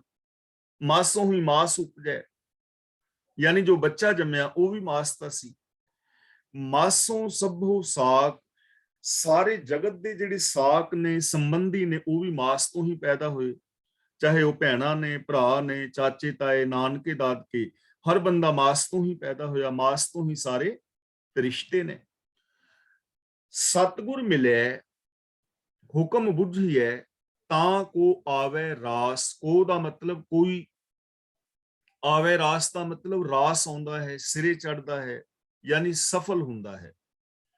ਤਾਂ ਗੁਰੂ ਜੀ ਕਹਿੰਦੇ ਨੇ ਮਾਸ ਖਾਣ ਜਾਂ ਨਾ ਖਾਣ ਦਾ ਨਿਰਣਾ ਸਮਝਣ ਦੇ ਥਾਂ ਜੇ ਸਤਿਗੁਰ ਮਿਲ ਪਏ ਤਾਂ ਪ੍ਰਭੂ ਦੀ ਰਜ਼ਾ ਸਮਝੀਏ, ਤਾਂ ਜੀਵ ਦਾ ਜਗਤ ਵਿੱਚ ਆਉਣਾ ਨੇਪਰੇ ਚੜਦਾ ਹੈ। ਤਾਂ ਕੋ ਆਵੇ ਰਾਸ ਦਾ ਮਤਲਬ ਤਾਂ ਇਹ ਜੀਵਨ ਰਾਸ ਆਉਂਦਾ ਹੈ ਕਿ ਮਾਸ ਖਾਣ ਔਰ ਨਾ ਖਾਣ ਦੀ ਜਗ੍ਹਾ ਤੇ ਜੇ ਗੁਰੂ ਦੇ ਨਾਲ ਮਿਲਿਆ ਜਾਏ, ਗੁਰੂ ਦੇ ਮਿਲਾਪ ਕਰਕੇ ਸਾਨੂੰ ਸਮਝ ਆਉਂਦੀ ਹੈ, ਗਿਆਨ ਮਿਲਦਾ ਹੈ। ਉਸ ਗਿਆਨ ਮੁਤਾਬਕ ਬੰਦਾ ਜ਼ਿੰਦਗੀ ਜੀਂਦਾ ਹੈ, ਤਾਂ ਇਸ ਸੰਸਾਰ ਤੇ ਉਹ ਨਾ ਸਫਲਾ ਹੁੰਦਾ ਹੈ। ਕੇਵਲ ਮਾਸ ਖਾਣ ਨਾ ਖਾਣ ਦੇ ਝਗੜੇ ਵਿੱਚ ਪਿਆ ਨਹੀਂ, ਗੁਰੂ ਗਿਆਨ ਮੁਤਾਬਕ ਜ਼ਿੰਦਗੀ ਜੀਵਿਆਂ ਜੀਵਨ ਦੀ ਸਮਝ ਆਉਂਦੀ ਹੈ। ਆਪ ਛੁੱਟੇ ਨਹਿ ਛੂਟੀਐ, ਨਾਨਕ ਬਚਨ ਬਿਨਾਸ਼। ਆਪ ਛੁੱਟੇ ਦਾ ਮਤਲਬ ਆਪਣੇ ਜ਼ੋਰ ਦੇ ਨਾਲ ਬਚਿਆ, ਆਪਣੇ ਯਤਨਾਂ ਦੇ ਨਾਲ ਛੁੱਟਿਆ। ਬਚਨ ਦਾ ਮਤਲਬ ਬਚਨ ਨਾਲ, ਇਸ ਕਿਸਮ ਦੀ ਚਰਚਾ ਦੇ ਨਾਲ। ਤਾਂ ਗੁਰੂ ਜੀ ਸਾਨੂੰ ਸਮਝਾ ਰਹੇ ਨੇ, ਨਹੀਂ ਤਾਂ ਜੀਵ ਨੂੰ ਮਾਸ ਨਾਲ ਜੰਮਣ ਤੋਂ ਲੈ ਕੇ ਮਰਨ ਤੱਕ ਡੂੰਘਾ ਵਾਸਤਾ ਪੈਂਦਾ ਹੈ। ਆਪਣੇ ਜ਼ੋਰ ਦੇ ਨਾਲ ਇਸ ਤੋਂ ਬਚਿਆ ਖਲਾਸੀ ਨਹੀਂ ਹੁੰਦੀ। ਆਪ ਛੁੱਟੇ ਨਹਿ ਛੁੱਟੀਏ, ਜੇ ਮਾਸ ਤੋਂ ਬਚਣਾ ਚਾਹੋ ਆਪਣੇ ਯਤਨਾਂ ਦੇ ਨਾਲ ਤਾਂ ਕਿਵੇਂ ਬਚੋਗੇ?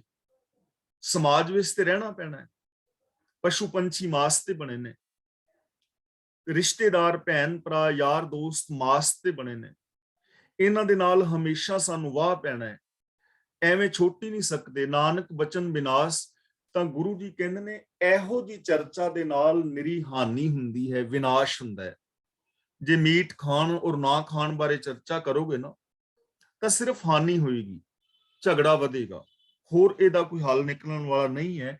ਆਪਣੇ ਯਤਨਾਂ ਦੇ ਨਾਲ ਜੇ ਮਾਸ ਤੋਂ ਬਚਣਾ ਚਾਹੋ ਤੇ ਬਚ ਵੀ ਨਹੀਂ ਪਾਓਗੇ। ਕਿਵੇਂ ਬਚੋਗੇ?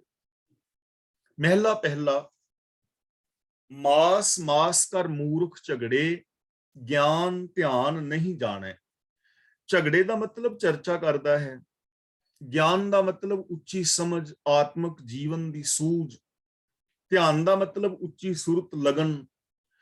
ਤਾਂ ਆਪਣੇ ਵੱਲੋਂ ਮਾਸ ਦਾ ਤਿਆਗੀ ਮੂਰਖ ਪੰਡਿਤ ਮਾਸ ਮਾਸ ਆਖ ਕੇ ਚਰਚਾ ਕਰਦਾ ਹੈ, ਮਾਸ ਮਾਸ ਕਰਕੇ ਝਗੜਦਾ ਹੈ ਕਿ ਮਾਸ ਨਹੀਂ ਖਾਣਾ ਚਾਹੀਦਾ ਜਾਂ ਖਾਣਾ ਚਾਹੀਦਾ ਹੈ।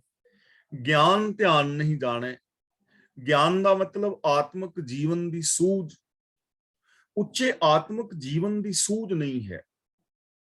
ਉਹ ਗਿਆਨ ਜੋ ਸਾਨੂੰ ਰੱਬ ਵਰਗਾ ਬਣਾ ਦਿੰਦਾ ਹੈ, ਉਸ ਚੀਜ਼ ਦੀ ਸੂਝ ਨਹੀਂ। ਧਿਆਨ ਦਾ ਮਤਲਬ ਐਸੀ ਜ਼ਿੰਦਗੀ ਜੀਣ ਦੀ ਲਗਨ ਵੀ ਨਹੀਂ ਹੈ, ਐਸੇ ਗਿਆਨ ਦੇ ਨਾਲ ਸੁਰਤ ਵੀ ਨਹੀਂ ਜੁੜੀ ਹੋਈ। ਨਾ ਆਤਮਿਕ ਜੀਵਨ ਦੀ ਸੂਝ, ਨਾ ਆਤਮਿਕ ਜੀਵਨ ਵਿੱਚ ਸੁਰਤ ਜੁੜੀ ਹੋਈ, ਲੇਕਿਨ ਮਾਸ ਕਰਕੇ ਮੂਰਖ ਅਗਿਆਨੀ ਪੰਡਿਤ ਝਗੜ ਰਿਹਾ ਹੈ, ਵਿਵਾਦ ਕਰ ਰਿਹਾ ਹੈ।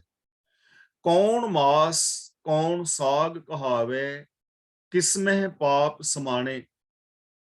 ਗੁਰੂ ਜੀ ਕਹਿੰਦੇ ਨੇ ਨਹੀਂ ਤਾਂ ਗਹੁ ਦੇ ਨਾਲ ਵਿਚਾਰੋ, ਤੇ ਮਾਸ ਔਰ ਸਾਗ ਦੇ ਵਿੱਚ ਫਰਕ ਕੀ ਹੈ? ਕੌਣ ਮਾਸ ਤੇ ਕੀ ਤੇ ਮਾਸ ਹੈ? ਕੌਣ ਸਾਗ ਕਹਾਵੇ, ਕੌਣ ਸਾਗ ਖਵਾਉਂਦਾ ਹੈ? ਕਿਸਮੇ ਪਾਪ ਸਮਾਣੇ, ਕਿਹਦੇ ਵਿੱਚ ਪਾਪ ਸਮਾਏ ਹੋਏ ਨੇ? ਮਾਸ ਖਾਣ ਵਿੱਚ ਜਾਂ ਸਾਗ ਖਾਣ ਵਿੱਚ? ਸਾਗ ਖਾਣਾ ਪਾਪ ਹੈ ਜਾਂ ਮਾਸ ਖਾਣਾ ਪਾਪ ਹੈ? ਸਾਗ ਖਾਣਾ ਪੁੰਨ ਹੈ ਜਾਂ ਮਾਸ ਖਾਣਾ ਪੁੰਨ ਹੈ? ਕਿਹਦੇ ਵਿੱਚ ਪਾਪ ਸਮਾਏ ਹੋਏ ਨੇ? ਗੈਂਡਾ ਮਾਰ ਹੋਮ ਜਗ ਕੀਏ, ਦੇਵਤਿਆਂ ਕੀ ਬਾਣੇ। ਬਾਣੇ ਦਾ ਮਤਲਬ ਹੁੰਦਾ ਹੈ ਆਦਤ, ਬਾਣ ਆਦਤ। ਬਾਣੇ ਦਾ ਮਤਲਬ ਆਦਤ ਅਨੁਸਾਰ, ਮਾਰ ਦਾ ਮਤਲਬ ਮਾਰ ਕੇ। ਪੁਰਾਣੇ ਸਮੇਂ ਵਿੱਚ ਦੇਵਤਿਆਂ ਦੇ ਸੁਭਾਅ ਅਨੁਸਾਰ, ਯਾਨੀ ਦੇਵਤਿਆਂ ਨੂੰ ਖੁਸ਼ ਕਰਨ ਲਈ ਗੈਂਡਾ ਮਾਰ ਕੇ ਹੋਮ ਯੱਗ ਕਰਦੇ ਸਨ। ਇਹ ਪੁਰਾਤਨ ਇਤਿਹਾਸ ਦੇ ਵਿੱਚ ਲਿਖਿਆ ਮਿਲਦਾ ਹੈ, ਹਿੰਦੂ ਧਰਮ ਗ੍ਰੰਥਾਂ ਵਿੱਚ ਮਿਲ ਜਾਂਦਾ ਹੈ, ਯਾਨੀ ਜੋ ਪੁਰਾਣ ਆਦਿਕ ਨੇ। ਤਾਂ ਗੈਂਡਾ ਮਾਰ ਕੇ ਦੇਵਤਿਆਂ ਨੂੰ ਖੁਸ਼ ਕਰਨ ਲਈ ਹੋਮ ਯੱਗ ਕੀਤੇ ਜਾਂਦੇ ਸਨ। ਗੈਂਡਾ ਮਾਰਿਆ ਜਾਂਦਾ ਰਿਹਾ ਹੈ ਯੱਗਾਂ ਦੇ ਵਿੱਚ। ਮਾਸ ਛੋੜ ਬੈਸ ਨੱਕ ਪਕੜੇ, ਰਾਤੀ ਮਾਨਸ ਖਾਣੇ। ਮਾਸ ਛੋੜ ਦਾ ਮਤਲਬ ਮਾਸ ਛੱਡ ਕੇ, ਬੈਸ ਦਾ ਮਤਲਬ ਬਹਿ ਕੇ, ਨੱਕ ਪਕੜੇ ਦਾ ਮਤਲਬ ਐਵੇਂ ਨੱਕ ਫੜ ਲੈਂਦੇ ਨੇ। ਰਾਤੀ ਦਾ ਮਤਲਬ ਰਾਤ ਨੂੰ। ਮਾਨਸ ਖਾਣੇ ਦਾ ਮਤਲਬ ਲੋਕਾਂ ਦਾ ਲਹੂ ਪੀਣ ਵਾਲੇ, ਸੋਚਾਂ ਸੋਚਦੇ ਨੇ। ਜੋ ਮਨੁੱਖ ਆਪਣੇ ਵੱਲੋਂ ਮਾਸ ਨਹੀਂ ਖਾਂਦੇ, ਮਾਸ ਛੋੜ, ਆਪਣੇ ਵੱਲੋਂ ਮਾਸ ਤਿਆਗ ਕੇ, ਬੈਸ ਨੱਕ ਪਕੜੇ, ਜਦੋਂ ਕਿਤੇ ਮਾਸ ਬਣਿਆ ਹੋਇਆ ਵੇਖਦੇ ਨੇ, ਪਤਾ ਲੱਗਦਾ ਹੈ ਤੇ ਮਾਸ ਬਣਿਆ ਹੋਇਆ ਹੈ, ਨੱਕ ਪਕੜੇ ਦਾ ਮਤਲਬ ਆਪਣਾ ਨੱਕ ਬੰਦ ਕਰ ਲੈਂਦੇ ਨੇ, ਕਿਉਂਕਿ ਉਹਨਾਂ ਨੂੰ ਮਾਸ ਦੀ ਬੋ ਆਉਂਦੀ ਹੈ। ਔਰ ਹੁੰਦਾ ਵੀ ਐਸੇ। ਹੁਣ ਮੈਂ ਵੀ ਹਾਂ, ਜੇ ਮੀਟ ਵਗੈਰਾ ਨਹੀਂ ਖਾਈਦਾ ਤੇ ਜਿੱਥੇ ਮਤਲਬ ਮੀਟ ਬਣਿਆ ਹੋਏ ਤਾਂ ਉਹਦੀ ਦੁਰਗੰਧ ਜੀ ਆਉਂਦੀ ਹੈ, ਕਿਉਂਕਿ ਜਿਹੜੇ ਨਹੀਂ ਖਾਂਦੇ ਉਹਨਾਂ ਨੂੰ ਆਉਂਦੀ ਹੈ। ਤਾਂ ਗੁਰੂ ਜੀ ਕਹਿ ਰਹੇ ਨੇ ਵੀ ਜਿਹੜੇ ਮਾਸ ਨਹੀਂ ਖਾਂਦੇ, ਜਿੱਥੇ ਮਾਸ ਬਣਿਆ ਵੇਖਦੇ ਨੇ, ਉੱਥੇ ਨੱਕ ਫੜ ਲੈਂਦੇ ਨੇ ਕਿ ਸਾਨੂੰ ਬੋ ਆਉਂਦੀ ਹੈ। ਪਰ ਰਾਤੀ ਮਾਨਸ ਖਾਣੇ, ਉਹ ਰਾਤ ਨੂੰ ਸਾਰਾ ਬੰਦਾ ਹੀ ਖਾ ਜਾਂਦੇ ਨੇ, ਬੰਦੇ ਹੀ ਖਾ ਜਾਂਦੇ ਨੇ, ਯਾਨੀ ਲੋਕਾਂ ਦਾ ਹੱਕ ਖਾ ਜਾਂਦੇ ਨੇ। ਵੈਸੇ ਨੱਕ ਫੜ ਲੈਂਦੇ ਨੇ ਕਿ ਸਾਨੂੰ ਬੋ ਆਉਂਦੀ ਹੈ। ਮਾਸ ਨਹੀਂ ਖਾਂਦੇ ਪਰ ਬੰਦੇ ਖਾ ਜਾਂਦੇ ਨੇ, ਬੰਦਿਆਂ ਦਾ ਖੂਨ ਪੀ ਜਾਂਦੇ ਨੇ, ਬੰਦਿਆਂ ਦੇ ਹੱਕ ਖਾ ਜਾਂਦੇ ਨੇ। ਫੜ ਕਰ ਲੋਕਾਂ ਨੂੰ ਦਿਖਲਾਵੇਂ, ਗਿਆਨ ਧਿਆਨ ਨਹੀਂ ਸੂਝੇ।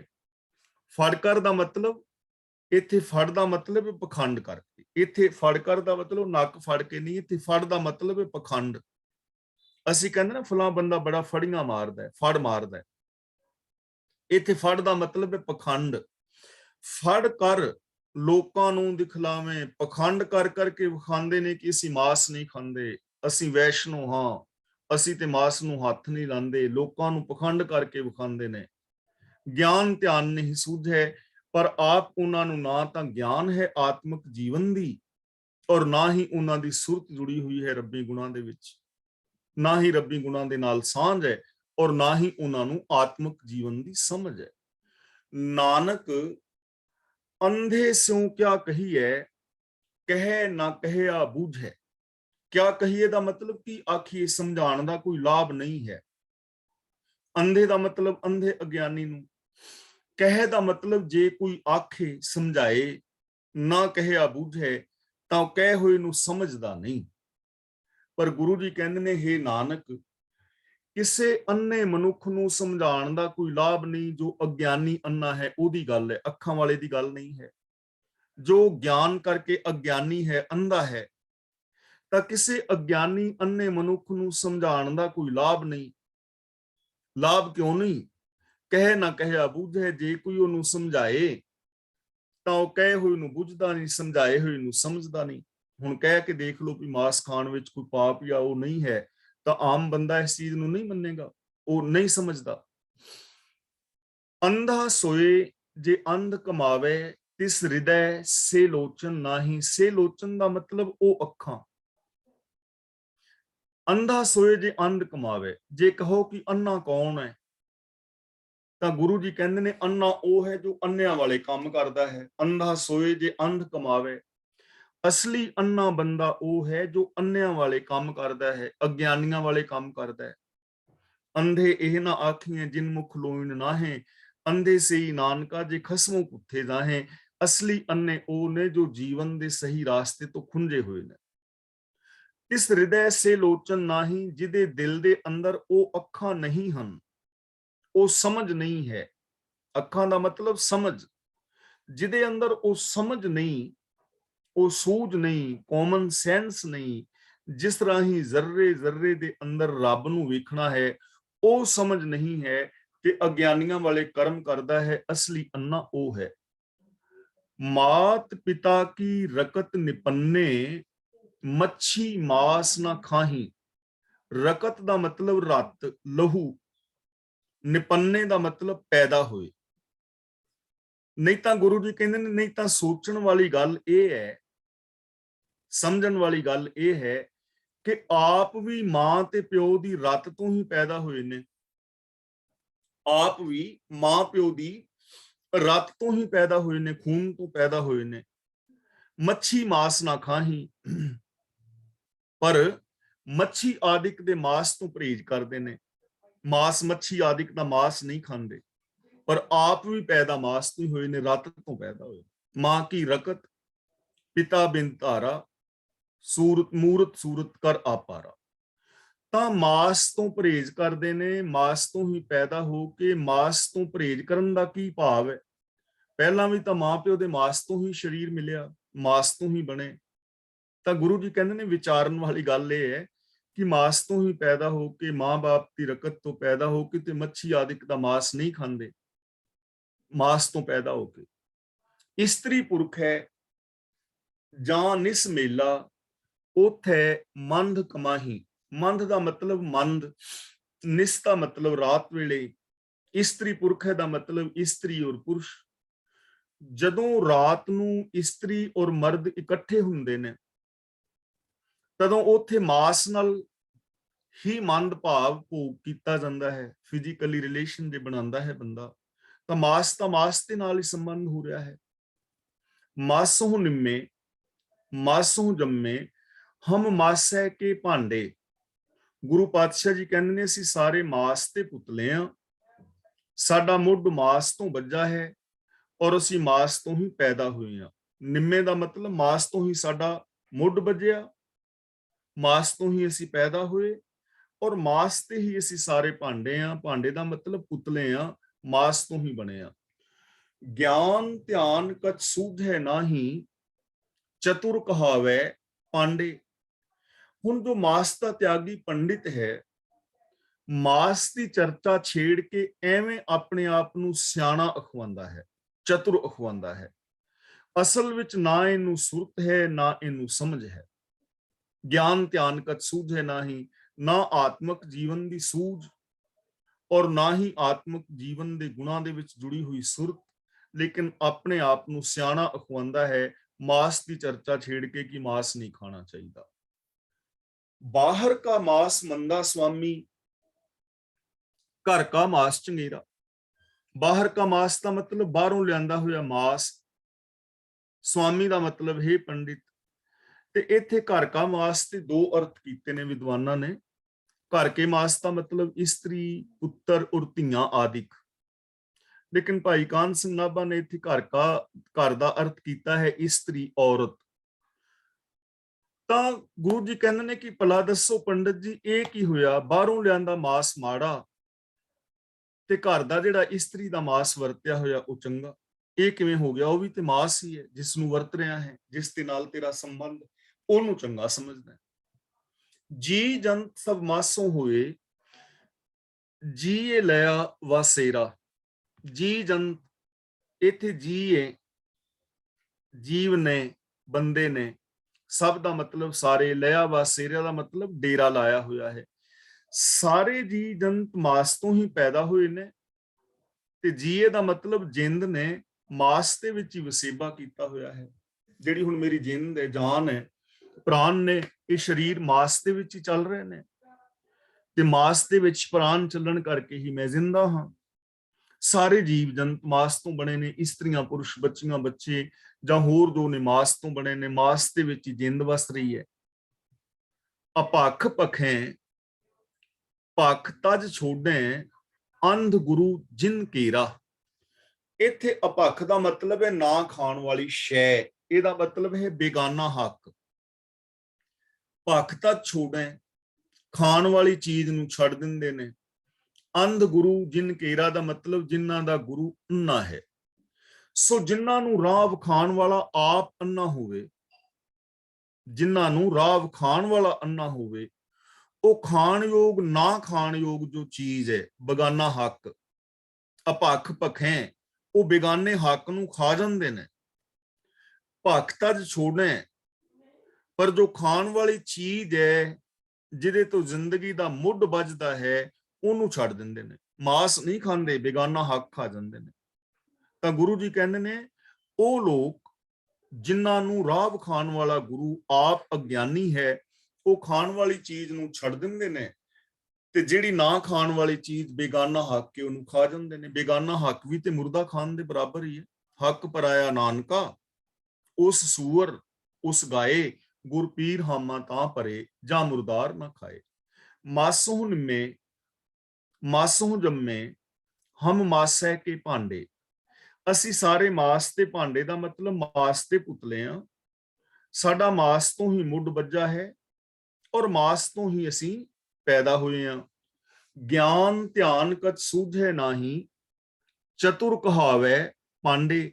ਮਾਸ ਦਾ ਤਿਆਗੀ ਪੰਡਿਤ ਮਾਸ ਦੀ ਚਰਚਾ ਛੇੜ ਕੇ ਐਵੇਂ ਆਪਣੇ ਆਪ ਨੂੰ ਸਿਆਣਾ ਅਖਵਾਉਂਦਾ ਹੈ। ਤੇ ਗੱਲ ਕੱਲੇ ਪੰਡਿਤ ਦੀ ਨਹੀਂ ਹੈ, ਗੱਲ ਸਾਰੇ ਉਹਨਾਂ ਲੋਕਾਂ ਦੀ ਹੈ ਜੋ ਮਾਸ ਦੀ ਚਰਚਾ ਛੇੜ ਕੇ ਆਪਣੇ ਆਪ ਨੂੰ ਸਿਆਣਾ ਅਖਵਾਉਣ ਦਾ ਯਤਨ ਕਰਦੇ ਨੇ। ਗੁਰੂ ਜੀ ਕਹਿੰਦੇ ਨੇ ਅਸਲ ਦੇ ਅੰਦਰ ਉਹਨਾਂ ਨੂੰ ਨਾ ਆਤਮਿਕ ਜੀਵਨ ਦੀ ਸੂਝ ਹੈ ਔਰ ਨਾ ਆਤਮਿਕ ਜੀਵਨ ਦੇ ਅੰਦਰ ਉਹਨਾਂ ਦਾ ਧਿਆਨ ਜੁੜਿਆ ਹੈ। ਮਾਸ ਪੁਰਾਣੀ ਮਾਸ ਕਤੇਬੀ, ਚੌਂ ਜੁਗ ਮਾਸ ਕਮਾਣਾ। ਕਤੇਬੀ ਦਾ ਮਤਲਬ ਜੋ ਮੁਸਲਮਾਨ ਵੀਰਾਂ ਦੀਆਂ ਕਿਤਾਬਾਂ ਨੇ, ਪੁਰਾਣੀ ਦਾ ਮਤਲਬ ਜੋ ਪੁਰਾਣ ਨੇ, ਹਿੰਦੂ ਵੀਰਾਂ ਦੇ ਜੋ ਧਰਮ ਗ੍ਰੰਥ ਨੇ ਪੁਰਾਣ। ਮਾਸ ਪੁਰਾਣੀ, ਪੁਰਾਣਾ ਵਿੱਚ ਮਾਸ ਦਾ ਜ਼ਿਕਰ ਮਿਲਦਾ ਹੈ। ਮਾਸ ਕਤੇਬੀ, ਮੁਸਲਮਾਨੀ ਕਿਤਾਬਾਂ ਵਿੱਚ, ਮਜ਼ਹਬ ਦੀਆਂ ਕਿਤਾਬਾਂ ਵਿੱਚ ਮਾਸ ਵਰਤਨ ਦਾ ਜ਼ਿਕਰ ਮਿਲਦਾ ਹੈ। ਚੌਂ ਜੁਗ ਮਾਸ ਕਮਾਣਾ, ਚੌਂ ਜੁਗ ਦਾ ਮਤਲਬ ਜਗਤ ਦੇ ਸ਼ੁਰੂ ਤੋਂ, ਕਮਾਣਾ ਦਾ ਮਤਲਬ ਵਰਤਿਆ ਜਾਂਦਾ ਰਿਹਾ ਹੈ, ਮਾਸ ਵਰਤਿਆ ਜਾਂਦਾ ਰਿਹਾ ਹੈ। ਪੁਰਾਣਾ ਵਿੱਚ ਮਾਸ ਵਰਤਨ ਦਾ ਜ਼ਿਕਰ, ਮੁਸਲਮਾਨੀ ਕਿਤਾਬਾਂ ਵਿੱਚ ਵਿਚਾਰ ਮਾਸ ਵਰਤਨ ਦਾ ਜ਼ਿਕਰ। ਔਰ ਜਦੋਂ ਤੋਂ ਸੰਸਾਰ ਪੈਦਾ ਹੋਇਆ ਹੈ, ਚੌਂ ਯੁਗ ਦਾ ਮਤਲਬ ਜਦੋਂ ਤੋਂ ਸੰਸਾਰ ਪੈਦਾ ਹੋਇਆ ਹੈ, ਮਾਸ ਵਰਤਨ ਦਾ ਜ਼ਿਕਰ ਚੱਲਦਾ ਆ ਰਿਹਾ ਹੈ, ਮਾਸ ਵਰਤਿੰਦਾ ਆਇਆ ਹੈ। ਜਜ ਕਾਜ ਵਿਆਹ ਸੁਹਾਵੇ, ਉਥੇ ਮਾਸ ਸਮਾਣਾ। ਜੱਜ ਦਾ ਮਤਲਬ ਇੱਥੇ ਹੈਗਾ ਯੱਗ ਵਿੱਚ, ਜੱਜ ਦਾ ਮਤਲਬ ਯੱਗ ਵਿੱਚ, ਤੇ ਕਾਜ ਦਾ ਮਤਲਬ ਕਾਰਜ ਯਾਨੀ ਵਿਆਹ ਦੇ ਅੰਦਰ। ਸੁਹਾਵੇ ਦਾ ਮਤਲਬ ਸ਼ੋਭਦਾ ਹੈ, ਚੰਗਾ ਮੰਨਿਆ ਜਾਂਦਾ ਹੈ। ਯੱਗ ਵਿੱਚ, ਵਿਆਹ ਆਦਿਕ ਕਾਰਜ ਵਿੱਚ ਮਾਸ ਦੀ ਵਰਤੋਂ ਪ੍ਰਧਾਨ ਹੈ, ਉਨੀ ਥਾਈਂ ਮਾਸ ਵਰਤਿੰਦਾ ਰਿਹਾ ਹੈ। ਤੇ ਇਹ ਸਾਰੇ ਅਰਥ ਮੈਂ ਆਪ ਜੀ ਨੂੰ ਪ੍ਰੋਫੈਸਰ ਸਾਹਿਬ ਸਿੰਘ ਵਾਲੇ ਸੇਮ ਵਰਡਿੰਗ ਵਿੱਚ ਪੜ੍ਹ ਕੇ ਸੁਣਾ ਰਿਹਾ। ਜੱਗ ਵਿੱਚ, ਵਿਆਹ ਆਦਿਕ ਕਾਜ ਵਿੱਚ ਮਾਸ ਦੀ ਵਰਤੋਂ ਪ੍ਰਧਾਨ ਹੈ, ਉਨੀ ਥਾਈਂ ਮਾਸ ਵਰਤਿੰਦਾ ਰਿਹਾ ਹੈ। ਇਸਤਰੀ ਪੁਰਖ ਨਿਪਜੈ ਮਾਸੋਂ, ਪਾਤਸ਼ਾਹ ਸੁਲਤਾਨਾ। ਨਿਪਜੈ ਦਾ ਮਤਲਬ ਪੈਦਾ ਹੁੰਦੇ ਨੇ। ਇਸਤਰੀ ਪੁਰਖ, ਔਰਤ ਵੀ, ਮਰਦ ਵੀ, ਸ਼ਾਹ ਵੀ, ਪਾਤਸ਼ਾਹ ਵੀ, ਸਾਰੇ ਮਾਸ ਤੋਂ ਪੈਦਾ ਹੁੰਦੇ ਨੇ। ਕੋਈ ਇੱਕ ਵੀ ਹੈ ਜਿਹੜਾ ਮਾਸ ਤੋਂ ਪੈਦਾ ਨਾ ਹੋਇਆ ਹੋਵੇ। ਜੇ ਉਹ ਦਿਸਹਿ ਨਰਕ ਜਾਂਦੇ ਤਾਂ ਉਨਕਾ ਦਾਨ ਨਾ ਲੈਣਾ। ਉਹ ਦਾ ਮਤਲਬ ਉਹ, ਤਾਂ ਗੁਰੂ ਜੀ ਕਹਿੰਦੇ ਨੇ ਕਿ ਇਹ ਬ੍ਰਾਹਮਣ, ਇਹ ਮਾਸ ਦੇ ਤਿਆਗੀ ਇਨਸਾਨ, ਜੇ ਤੈਨੂੰ ਇਹ ਸਾਰੇ ਨਰਕ ਵਿੱਚ ਜਾਂਦੇ ਹੋਏ ਦਿਸਦੇ ਨੇ ਕਿ ਮਾਸ ਤੋਂ ਬਣੇ ਨਰਕ ਵਿੱਚ ਜਾਣਗੇ, ਮਾਸ ਖਾਣ ਵਾਲੇ ਨਰਕ ਵਿੱਚ ਪੈਣਗੇ, ਇਹ ਮਾਸ ਤੋਂ ਬਣੇ ਨੇ ਨਰਕ ਵਿੱਚ ਪੈਣਗੇ। ਜੇ ਉਹ ਦਿਸੇ ਨਰਕ ਜਾਂਦੇ, ਜੇ ਤੈਨੂੰ ਇਹ ਸਾਰੇ ਮਾਸ ਤੋਂ ਬਣਨ ਕਰਕੇ ਨਰਕ ਵਿੱਚ ਪੈਂਦੇ ਦਿਸਦੇ ਨੇ, ਤਾਂ ਉਨਕਾ ਦਾਨ ਨਾ ਲੈਣਾ। ਤਾਂ ਮਾਸ ਤਿਆਗੀ ਪੰਡਿਤ ਨੂੰ ਉਹਨਾਂ ਤੋਂ ਦਾਨ ਵੀ ਨਹੀਂ ਲੈਣਾ ਚਾਹੀਦਾ, ਉਹਨਾਂ ਤੋਂ ਪੈਸੇ ਵੀ ਨਹੀਂ ਲੈਣੇ ਚਾਹੀਦੇ। ਇਹਨਾਂ ਦੇ ਘਰ ਵਿੱਚ ਤੂੰ ਜਾ ਰਿਹਾ ਹੈ, ਇਹ ਮਾਸ ਤੋਂ ਹੀ ਬਣੇ ਹੋਏ ਨੇ, ਇਸਤਰੀਆਂ ਵੀ ਪੁਰਸ਼ ਵੀ ਤੇਰੇ ਜਜ਼ਮਾਨ ਵੀ, ਤਾਂ ਇਹਨਾਂ ਤੋਂ ਦਾਨ ਵੀ ਨਾ ਲੈ। ਤਾਂ ਗੱਲ ਕੱਲੇ ਬ੍ਰਾਹਮਣ ਦੀ ਨਹੀਂ ਹੈ, ਸਾਡੇ ਵੀ ਹੁਣ ਬਹੁਤ ਸਾਰੇ ਬਾਬੇ ਨੇ ਜੋ ਇਸ ਚੀਜ਼ ਦਾ ਵਾਦ ਵਿਵਾਦ ਬੜੇ ਵੱਡੇ ਪੱਧਰ ਤੇ ਛੇੜਦੇ ਨੇ, ਲੇਕਿਨ ਮਾਸ ਖਾਣ ਵਾਲਾ ਜਾਂ ਮਾਸ ਤੋਂ ਬਣਿਆ ਹੋਇਆ ਬੰਦਾ ਦਾਨ ਦੇ, ਚੈੱਕ ਦੇ, ਤੇ ਉਹ ਚੈੱਕ ਲੈ ਲੈਂਦੇ ਨੇ। ਫਿਰ ਤਾਂ ਪੈਸਾ ਵੀ ਨਹੀਂ ਲੈਣਾ ਚਾਹੀਦਾ ਮਾਸ ਤੋਂ ਬਣੇ ਹੋਏ ਬੰਦੇ ਦਾ, ਮਾਸ ਤੋਂ ਬਣੇ ਹੋਏ ਬੰਦੇ ਦੀ ਫਿਰ ਰੋਟੀ ਵੀ ਨਹੀਂ ਖਾਣੀ ਚਾਹੀਦੀ। ਤਾਂ ਗੁਰੂ ਜੀ ਕਹਿੰਦੇ ਨੇ ਜੇ ਉਹ ਦਿਸੇ ਨਰਕ ਜਾਂਦੇ ਤਾਂ ਉਨਕਾ ਦਾਨ ਨਾ ਲੈਣਾ। ਇਹ ਮਾਸ ਦੇ ਤਿਆਗੀ, ਜੇ ਇਹ ਸਾਰੇ ਮਾਸ ਤੋਂ ਬਣਨ ਕਰਕੇ ਨਰਕ ਵਿੱਚ ਪੈਂਦੇ ਦਿਸਦੇ ਨੇ, ਤਾਂ ਫਿਰ ਮਾਸ ਤਿਆਗੀ ਪੰਡਿਤ ਨੂੰ ਦਾਨ ਵੀ ਨਹੀਂ ਲੈਣਾ ਚਾਹੀਦਾ। ਦੇਂਦਾ ਨਰਕ ਸੁਰਗ ਲੈਂਦੇ, ਦੇਖੋ ਇਹ ਧਿੰਗਾਣਾ। ਇਹਨੂੰ ਗੱਗਾ ਨਹੀਂ ਬੋਲਣਾ, ਗੰਗਾ ਬੋਲਣਾ ਹੈ, ਧਿੰਗਾਣਾ। ਧਿੰਗਾਣਾ ਦਾ ਮਤਲਬ ਧੱਕਾ, ਧੱਕੇ ਦੀ ਗੱਲ। ਨਰਕ ਦਾ ਮਤਲਬ ਨਰਕ ਵਿੱਚ, ਸੁਰਗ ਦਾ ਮਤਲਬ ਸੁਰਗ ਵਿੱਚ। ਦੇਂਦਾ ਨਰਕ, ਦੇਂਦਾ ਦਾ ਮਤਲਬ ਜੋ ਦਾਨ ਦੇ ਰਿਹਾ ਹੈ ਉਹ ਤੇ ਨਰਕ ਵਿੱਚ ਜਾਏਗਾ। ਲੈਂਦਾ ਸੁਰਗ, ਤੇ ਜਿਹੜਾ ਉਹ ਨਰਕ ਵਿੱਚ ਜਾਣ ਵਾਲੇ ਤੋਂ ਦਾਨ ਲੈ ਰਿਹਾ ਹੈ ਉਹ ਸਵਰਗ ਵਿੱਚ ਜਾਏਗਾ। ਦੇਖੋ ਇਹ ਧਿੰਗਾਣਾ, ਗੁਰੂ ਜੀ ਕਹਿੰਦੇ ਨੇ ਇੱਥੇ ਅਸ਼ਚਰਜ, ਧੱਕੇ ਵਾਲੀ ਗੱਲ ਹੈ ਨਾ, ਨਿਰਾ ਧੱਕਾ ਹੈ, ਇਹ ਤਾਂ ਬੜੇ ਧੱਕੇ ਵਾਲੀ ਗੱਲ ਹੋ ਗਈ। ਦੇਖੋ ਇਹ ਧਿੰਗਾਣਾ, ਵੇਖੋ ਇਹ ਅਸ਼ਚਰਜ ਧੱਕੇ ਦੀ ਗੱਲ ਹੈ ਕਿ ਦਾਨ ਦੇਣ ਵਾਲਾ ਨਰਕ ਵਿੱਚ ਜਾਏ ਤੇ ਲੈਣ ਵਾਲਾ ਸਵਰਗ ਵਿੱਚ। ਇਹ ਕਿਵੇਂ ਹੋ ਗਿਆ? ਤੇ ਧੱਕਾ ਹੀ ਹੈ ਨਾ ਸਿੱਧਾ, ਕਿ ਮਾਸ ਖਾਣ ਵਾਲਾ ਜਿਹੜਾ ਉਹ ਤੇ ਨਰਕ ਵਿੱਚ ਪਏਗਾ, ਤੇ ਮਾਸ ਖਾਣ ਵਾਲੇ ਬੰਦੇ ਤੋਂ ਦਾਨ ਲੈਣ ਵਾਲਾ ਬਾਬਾ ਕਿਵੇਂ ਸਵਰਗ ਦੇ ਅੰਦਰ ਚਲਾ ਜਾਏਗਾ? ਤੇ ਸਰੇਆਮ ਧੱਕਾ ਹੈ, ਉਹ ਵੀ ਨਰਕ ਵਿੱਚ ਹੀ ਪਏਗਾ। ਫਿਰ ਆਪ ਨਾ ਬੁਝੈ ਲੋਕ ਬੁਝਾਏ, ਪਾਂਡੇ ਖਰਾ ਸਿਆਣਾ। ਖਰਾ ਸਿਆਣਾ, ਅਸਲ ਵਿੱਚ ਇਹ ਪੰਡਿਤ ਤੂੰ ਡਾਢਾ ਚਤੁਰ ਹੈ। ਸਿਆਣਾ ਦਾ ਮਤਲਬ ਚਤਰ, ਚਲਾਕ। ਆਪ ਨਾ ਬੁਝੈ, ਤੈਨੂੰ ਆਪ ਮਾਸ ਖਾਣ ਦੇ ਮਸਲੇ ਦੀ ਸਮਝ ਨਹੀਂ, ਪਰ ਲੋਕਾਂ ਨੂੰ ਤੂੰ ਸਮਝਾ ਰਿਹਾ ਹੈ। ਆਪ ਜੀਵਨ ਜੀਣ ਦੀ ਸਮਝ ਨਹੀਂ, ਆਪ ਮਾਸ ਦੀ ਸਮਝ ਨਹੀਂ, ਤੂੰ ਲੋਕਾਂ ਨੂੰ ਸਮਝਾ ਰਿਹਾ ਹੈ। ਤੂੰ ਬੜਾ ਚਤੁਰ ਹੈ, ਤੂੰ ਬੜਾ ਚਲਾਕ ਹੈ, ਚਲਾਕੀ ਵਰਤ ਰਿਹਾ ਹੈ, ਚਤੁਰਤਾ ਵਰਤ ਰਿਹਾ ਹੈ। ਪਾਂਡੇ, ਤੂੰ ਜਾਣੇ ਹੀ ਨਹੀਂ ਕਿੱਥੋਂ ਮਾਸ ਉਪੰਨਾ, ਉਪੰਨਾ ਦਾ ਮਤਲਬ ਪੈਦਾ ਹੋਇਆ।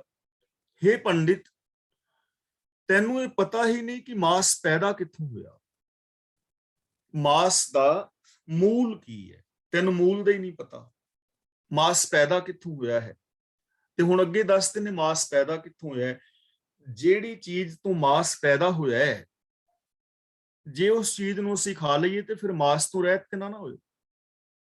ਜਿਹੜੀ ਚੀਜ਼ ਤੋਂ ਮਾਸ ਪੈਦਾ ਹੋ ਰਿਹਾ, ਜੇ ਉਸ ਚੀਜ਼ ਨੂੰ ਖਾ ਰਹੇ ਹਾਂ ਤਾਂ ਇਹਦਾ ਮਤਲਬ ਮਾਸ ਹੀ ਖਾ ਰਹੇ ਹਾਂ, ਮਾਸ ਦੇ ਬੀਜ ਨੂੰ ਖਾ ਰਹੇ ਹਾਂ, ਮੂਲ ਨੂੰ ਖਾ ਰਹੇ ਹਾਂ।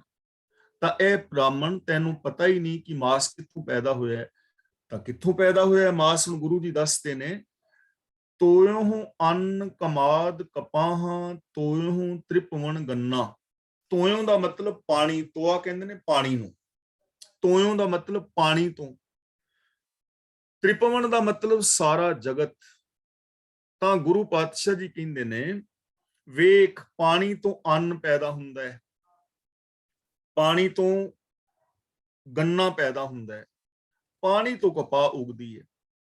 ਜੇ ਪਾਣੀ ਨਾ ਹੋਵੇ ਤੇ ਅੰਨ ਵੀ ਪੈਦਾ ਨਹੀਂ ਹੋਏਗਾ, ਜੇ ਪਾਣੀ ਨਾ ਹੋਵੇ ਤੇ ਗੰਨਾ ਵੀ ਪੈਦਾ ਨਹੀਂ ਹੋਣਾ, ਜੇ ਪਾਣੀ ਨਾ ਪੈਦਾ ਹੋਵੇ ਤਾਂ ਕਪਾਹ ਵੀ ਨਹੀਂ ਹੋਣਾ। ਤੋਇਓ ਅੰਨ ਕਮਾਦ ਕਪਾਹਾਂ, ਤੋਇਓ ਤ੍ਰਿਪਵਨ ਗੰਨਾ। ਪਾਣੀ ਤੋਂ ਅੰਨ ਪੈਦਾ ਹੁੰਦਾ ਹੈ, ਕਮਾਦ ਗੰਨਾ ਉਗਦਾ ਹੈ, ਕਪਾਹ ਉਗਦੀ ਹੈ, ਤੇ ਪਾਣੀ ਤੋਂ ਸਾਰਾ ਸੰਸਾਰ ਪੈਦਾ ਹੋ ਰਿਹਾ ਹੈ। ਜੇ ਪਾਣੀ ਨਾ ਹੋਵੇ ਤਾਂ ਇਸ ਦੁਨੀਆ ਦੇ ਉੱਤੇ ਕੁਝ ਵੀ ਪੈਦਾ ਨਹੀਂ ਹੋਣਾ। ਤਾਂ ਅਗਲਾ ਬਚਨ ਕਰਦੇ ਨੇ, ਤੋਆ ਆਖੈ ਹਉ ਬਹੁਬਿਧ ਹੱਛਾ, ਤੋਏ ਬਹੁਤ ਵਿਕਾਰਾ। ਪਾਣੀ ਤਾਂ ਪੰਡਿਤ ਦੇ ਖਿਆਲ ਅਨੁਸਾਰ ਬੜਾ ਪਵਿੱਤਰ ਹੈ, ਕਿਉਂਕਿ ਇਹ ਜਲ ਹੀ ਆਪਣੀ ਸ਼ਕਲ ਬਦਲ ਕੇ ਅਨੇਕ ਰਸ ਬਣ ਜਾਂਦਾ ਹੈ, ਤੇ ਮਾਸ ਆਦਿਕ ਸਭ ਚੀਜ਼ਾਂ ਇਸ ਤੋਂ ਹੋਈਆਂ ਨੇ। ਇਸ ਲਈ ਇਹਨਾਂ ਸਾਰੀਆਂ ਚੀਜ਼ਾਂ ਨੂੰ ਛੱਡਣ ਦੇ ਨਾਲ ਪੰਡਿਤ ਅਸਲ ਵਿੱਚ ਤਿਆਗੀ ਵੈਸ਼ਨੋ ਹੋ ਸਕਦਾ ਹੈ। ਤਾਂ ਪਾਣੀ ਆਖਦਾ ਕਿ ਮੈਂ ਕਈਆਂ ਤਰੀਕਿਆਂ ਦੇ ਨਾਲ ਭਲਾਈ ਕਰਦਾ ਹਾਂ, ਪਰ ਜੀਵ ਦੇ ਪਾਲਣ ਲਈ ਕਈ ਤਰੀਕਿਆਂ ਦੀ ਖੁਰਾਕ ਪੁਸ਼ਾਕ ਪੈਦਾ ਕਰਦਾ ਹਾਂ, ਤੇ ਇਹ ਸਾਰੀਆਂ ਤਬਦੀਲੀਆਂ ਭਾਵ ਬੇਅੰਤ ਕਿਸਮਾਂ ਦੇ ਪਦਾਰਥ ਪਾਣੀ ਵਿੱਚ ਹੀ ਨੇ। ਤੋ ਇਹ ਬਹੁਤ ਵਿਕਾਰਾ ਦਾ ਮਤਲਬ ਤਬਦੀਲੀਆਂ, ਪਾਣੀ ਦੇ ਅੰਦਰ ਅਨੇਕਾਂ ਤਬਦੀਲੀਆਂ ਨੇ ਔਰ ਪਾਣੀ ਇਹ ਸਾਰੀਆਂ ਚੀਜ਼ਾਂ ਪੈਦਾ ਕਰ ਰਿਹਾ ਹੈ। ਏਤੇ ਰਸ ਛੋੜ ਹੋਵੇ ਸੰਨਿਆਸੀ, ਨਾਨਕ ਕਹੇ ਵਿਚਾਰਾ। ਤਾਂ ਗੁਰੂ ਜੀ ਇਹ ਵਿਚਾਰ ਕਹਿ ਰਹੇ ਨੇ, ਗੁਰੂ ਨਾਨਕ ਪਾਤਸ਼ਾਹ ਜੀ ਕਹਿੰਦੇ ਨੇ ਕਿ ਮੈਂ ਵਿਚਾਰ ਦੀ ਗੱਲ ਦੱਸਦਾ ਹਾਂ ਕਿ ਜੇ ਸੱਚਾ ਤਿਆਗੀ ਬਣਨਾ ਹੈ ਮਾਸ ਤਾਂ ਇਹਨੇ ਸਾਰੇ ਪਦਾਰਥਾਂ ਦੇ ਚਸਕੇ ਛੱਡ ਕੇ ਤਿਆਗੀ ਬਣ, ਕਿਉਂਕਿ ਮਾਸ ਦੀ ਉਤਪत्ति ਵੀ ਪਾਣੀ ਤੋਂ ਹੈ, ਅੰਨ ਕਮਾਦ ਆਦਿਕ ਦੀ ਉਤਪत्ति ਵੀ ਪਾਣੀ ਤੋਂ ਹੈ, ਕਪਾਹ ਦੀ ਉਤਪत्ति ਪਾਣੀ ਤੋਂ ਹੈ। ਤਾਂ ਜਦੋਂ ਪਾਣੀ ਤੋਂ ਕਪਾਹ ਬਣਿਆ ਤਾਂ ਕਪਾਹ ਤੋਂ ਬਣੇ ਅਸੀਂ ਕੱਪੜੇ ਪਾਏ ਨੇ, ਤਾਂ ਜੇ ਪਾਣੀ ਨਾ ਹੁੰਦਾ ਤਾਂ ਕੱਪੜੇ ਵੀ ਨਹੀਂ ਸੀ ਹੋਣੇ। ਪਾਣੀ ਸਾਰਿਆਂ ਦਾ ਪਿਤਾ ਹੈ, ਪਾਣੀ ਹੀ ਪਹਿਲਾ ਜੀ ਹੈ, ਪਹਿਲਾ ਪਾਣੀ ਜੀਓ ਹੈ। ਔਰ ਜੋ ਬੱਕਰੀਆਂ ਬੱਕਰੇ ਨੇ, ਪਸ਼ੂ ਪੰਛੀ ਨੇ, ਮਨੁੱਖ ਮਾਤਰ ਨੇ, ਸਾਰੇ ਪਾਣੀ ਕਰਕੇ ਨੇ, ਸਾਗ ਵੀ ਪਾਣੀ ਕਰਕੇ ਹੈ। ਤਾਂ ਇਹਦਾ ਮਤਲਬ ਸਾਰਾ ਕੁਝ ਇੱਕ ਹੀ ਹੋਇਆ ਨਾ। ਇਹ ਸਾਰਿਆਂ ਨੂੰ ਛੱਡ ਕੇ ਹੀ ਤਿਆਗੀ ਹੋ ਸਕਦਾ ਹੈ, ਤੇ ਇਹ ਸਾਰੀਆਂ ਚੀਜ਼ਾਂ ਛੱਡੀਆਂ ਨਹੀਂ ਜਾ ਸਕਦੀਆਂ। ਇਸ ਲਈ ਤਿਆਗੀ ਬੰਨਾ ਜਿਹੜਾ ਹੈ ਉਹ ਔਖਾ ਹੈ। ਪੌੜੀ ਹੋਂ ਕਿਆ ਆਖਾਂ ਇੱਕ ਜੀਵ, ਤੇਰਾ ਅੰਤ ਨਾ ਕਿਨਹੀ ਪਾਇਆ। ਕਿਨਹੀ ਦਾ ਮਤਲਬ ਕਿਸੇ ਨੇ ਵੀ, ਆਖਾਂ ਦਾ ਮਤਲਬ ਮੈਂ ਦੱਸਾਂ ਕਿ हे ਪ੍ਰਭੂ ਮੇਰੀ ਇੱਕ ਜੀਵ ਹੈ ਤੇ ਮੈਂ ਤੇਰੇ ਕਿਹੜੇ ਕਿਹੜੇ ਗੁਣ ਬਿਆਨ ਕਰਾਂ। ਤੇਰਾ ਅੰਤ ਕਦੇ ਵੀ ਕਿਸੇ ਨੇ ਨਹੀਂ ਪਾਇਆ, ਭਾਵ ਕਿ ਪ੍ਰਭੂ ਦਾ ਅੰਤ ਨਹੀਂ ਪਾਇਆ ਜਾ ਸਕਦਾ, ਉਸ ਤੇ ਅਨੰਤ ਅਨੰਤ ਗੁਣ ਨੇ। ਸੱਚਾ ਸ਼ਬਦ ਵਿਚਾਰ ਸੇ ਤੁਝ ਹੀ ਮਾਹੇ ਸਮਾਇਆ। ਜੋ ਮਨੁੱਖ ਤੇਰੀ ਸਿੱਖ ਸਲਾਹ ਦਾ ਸ਼ਬਦ ਵਿਚਾਰਦੇ ਨੇ ਉਹ ਤੇਰੇ ਵਿੱਚ ਲੀਨ ਹੋ ਜਾਂਦੇ ਨੇ। ਸੱਚਾ ਸ਼ਬਦ ਵਿਚਾਰ ਸੇ, ਜਿਹੜੇ ਤੇਰੀ ਸਿਫਤ ਸਲਾਹ ਦੀ ਵਿਚਾਰ ਕਰਦੇ ਨੇ, ਯਾਨੀ ਤੇਰੇ ਗੁਣਾ ਅਨੁਸਾਰ ਜ਼ਿੰਦਗੀ ਜੀਂਦੇ ਨੇ। ਤੁਝ ਹੀ ਮਾਹੇ ਸਮਾਇਆ, ਉਹ ਤੇਰੇ ਵਿੱਚ ਲੀਨ ਹੋ ਜਾਂਦੇ ਨੇ, ਉਹ ਤੇਰਾ ਰੂਪ ਹੋ ਜਾਂਦੇ ਨੇ। ਤਾਂ ਪ੍ਰਭੂ ਦਾ ਰੂਪ ਹੋਣ ਵਾਸਤੇ, ਪ੍ਰਭੂ ਵਿੱਚ ਮਿਲਣ ਵਾਸਤੇ ਜ਼ਰੂਰਤ ਹੈ ਕਿ ਪ੍ਰਭੂ ਦੀ ਸਿਫਤ ਸਲਾਹ ਕੀਤੀ ਜਾਏ, ਰੱਬੀ ਗੁਣ ਗਾਏ ਜਾਣ, ਰੱਬੀ ਗੁਣਾਂ ਨੂੰ ਮਨ ਬਚਨ ਕਰਮ ਕਰਕੇ ਅਪਣਾਇਆ ਜਾਏ। ਇੱਕ ਭਗਵਾਂ ਵੇਸ ਕਰ ਭਰਮ ਦੇ, ਵਿਣ ਸਤਗੁਰ ਕਿਨੈ ਨਾ ਪਾਇਆ। ਇੱਕ ਦਾ ਮਤਲਬ ਕਈ ਮਨੁੱਖ ਭਗਵਾਂ ਵੇਸ਼ ਬਣਾ ਕੇ ਭਟਕਦੇ ਫਿਰਦੇ ਨੇ, ਪਰ ਗੁਰੂ ਦੀ ਸ਼ਰਨ ਵਿੱਚ ਆਉਣ ਤੋਂ ਬਿਨਾਂ ਰੱਬ ਕਿਸੇ ਨੂੰ ਨਹੀਂ ਲੱਭਿਆ, ਰੱਬ ਨੂੰ ਕਿਸੇ ਨੇ ਨਹੀਂ ਪਾਇਆ। ਭਗਵਾਂ ਵੇਸ਼ ਕਰਕੇ ਭਟਕ ਰਹੇ ਨੇ। ਤਾਂ ਵੇਸ਼ਾਂ ਦੇ ਨਾਲ ਕਦੇ ਵੀ ਰੱਬ ਨਹੀਂ ਮਿਲਦਾ। ਵੇਸ਼ੀ ਸੋਹ ਨਾ ਪਾਈਐ, ਹੋਂ ਕਰ ਕਰ ਵੇਸ਼ ਰਹੀ। ਜੋਗ ਨਾ ਭਗਵੀ ਕੱਪੜੀ, ਜੋਗ ਨਾ ਮੈਲੇ ਵੇਸ਼, ਨਾਨਕ ਸਤਿਗੁਰ ਤੇ ਜੋਗ ਪਾਈਐ। ਨਾਨਕ ਘਰ ਬੈਠਿਆਂ ਜੋਗ ਪਾਈਐ, ਸਤਿਗੁਰ ਕੇ ਉਪਦੇਸ਼। ਚਿੱਟੇ ਜਿਨ ਕੇ ਕੱਪੜੇ, ਮੈਲੇ ਚਿਤ ਕਠੋਰ ਜੀਓ। ਯਾਨੀ ਕੇਵਲ ਵੇਸ਼ ਧਾਰਨ ਦੇ ਨਾਲ, ਪਹਿਨਾਵੇ ਧਾਰਨ ਕਰਨ ਦੇ ਨਾਲ ਕਦੇ ਵੀ ਪ੍ਰਭੂ ਦੀ ਪ੍ਰਾਪਤੀ ਨਹੀਂ ਹੁੰਦੀ। ਗੁਰੂ ਦੇ ਦੱਸੇ ਰਾਹਾਂ ਤੇ ਚੱਲ ਕੇ ਹੀ ਜੀਵਨ ਸਫਲ ਹੁੰਦਾ ਹੈ। ਦੇਸ਼ ਦਿਸੰਤਰ ਭਵ ਥਕੇ, ਤੁਧ ਅੰਦਰ ਆਪ ਲੁਕਾਇਆ। ਤੁਧ ਦਾ ਮਤਲਬ ਤੂੰ, ਦੇਸ਼ ਦਿਸੰਤਰ ਦਾ ਮਤਲਬ ਹੋਰ ਦੇਸ਼। ਇਹ ਲੋਕ ਬਾਹਰ ਦੇਸ਼ਾਂ ਦੇਸ਼ਾਂਤਰਾਂ ਦੇ ਅੰਦਰ ਭਟਕ ਭਟਕ ਕੇ ਖਪ ਗਏ ਨੇ, ਪਰ हे ਪ੍ਰਭੂ ਤੂੰ ਆਪਣਾ ਆਪ ਜੀਵ ਦੇ ਅੰਦਰ ਲੁਕਾਇਆ ਹੋਇਆ ਹੈ। ਤੂੰ ਆਪ ਜੀਵ ਦੇ ਅੰਦਰ ਬੈਠਾ ਹੋਇਆ ਹੈ। ਲੋਕ ਬਾਹਰ ਭਟਕ ਰਹੇ ਨੇ, ਦੇਸ਼ਾਂ ਦੇਸ਼ਾਂਤਰਾਂ ਵਿੱਚ ਭਟਕ ਰਹੇ ਨੇ, ਜੰਗਲਾਂ ਵਿੱਚ ਭਟਕ ਰਹੇ ਨੇ, ਬਾਹਰ ਲੱਭ ਰਹੇ ਨੇ, ਪਰ ਤੂੰ ਆਪਣਾ ਆਪਾ ਤੇ ਅੰਦਰ ਲੁਕਾਇਆ ਹੋਇਆ ਹੈ ਸਾਰਿਆਂ ਦੇ, ਭਾਵ ਕਿ ਸਭ ਦੇ ਅੰਦਰ ਬੈਠਾ ਹੈ। ਹਰ ਇੱਕ ਇਨਸਾਨ ਰੱਬ ਦਾ ਹੀ ਰੂਪ ਹੈ, ਹਰ ਇੱਕ ਦੇ ਅੰਦਰ ਰੱਬੀ ਗੁਣ ਮੌਜੂਦ ਨੇ। ਜ਼ਰੂਰਤ ਤਾਂ ਉਹਨਾਂ ਗੁਣਾਂ ਦੇ ਧਾਰਨੀ ਹੋਣ ਦੀ ਹੈ।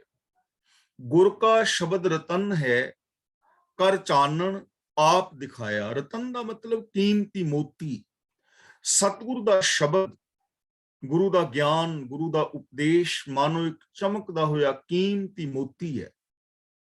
ਕਰ ਚਾਨਣ ਆਪ ਦਿਖਾਇਆ, ਜਿਸ ਨੂੰ ਪ੍ਰਭੂ ਨੇ ਮੋਤੀ ਬਖਸ਼ਿਆ ਹੈ, ਯਾਨੀ ਗੁਰੂ ਦਾ ਗਿਆਨ ਜਿਸ ਨੂੰ ਮਿਲਿਆ ਹੈ, ਆਪ ਚਾਨਣ ਕਰਕੇ ਉਸ ਨੂੰ ਰੱਬ ਨੇ ਆਪਣਾ ਆਪਾ ਵਿਖਾ ਦਿੱਤਾ ਹੈ। ਯਾਨੀ ਗੁਰੂ ਦੇ ਗਿਆਨ ਰਾਹੀਂ ਉਸ ਪ੍ਰਭੂ ਨੂੰ ਅਸੀਂ ਆਪਣੇ ਅੰਦਰੋਂ ਵੇਖ ਸਕਦੇ ਹਾਂ। ਆਪਣਾ ਆਪ ਪਛਾਣਿਆ, ਗੁਰਮਤੀ ਸੱਚ ਸਮਾਇਆ।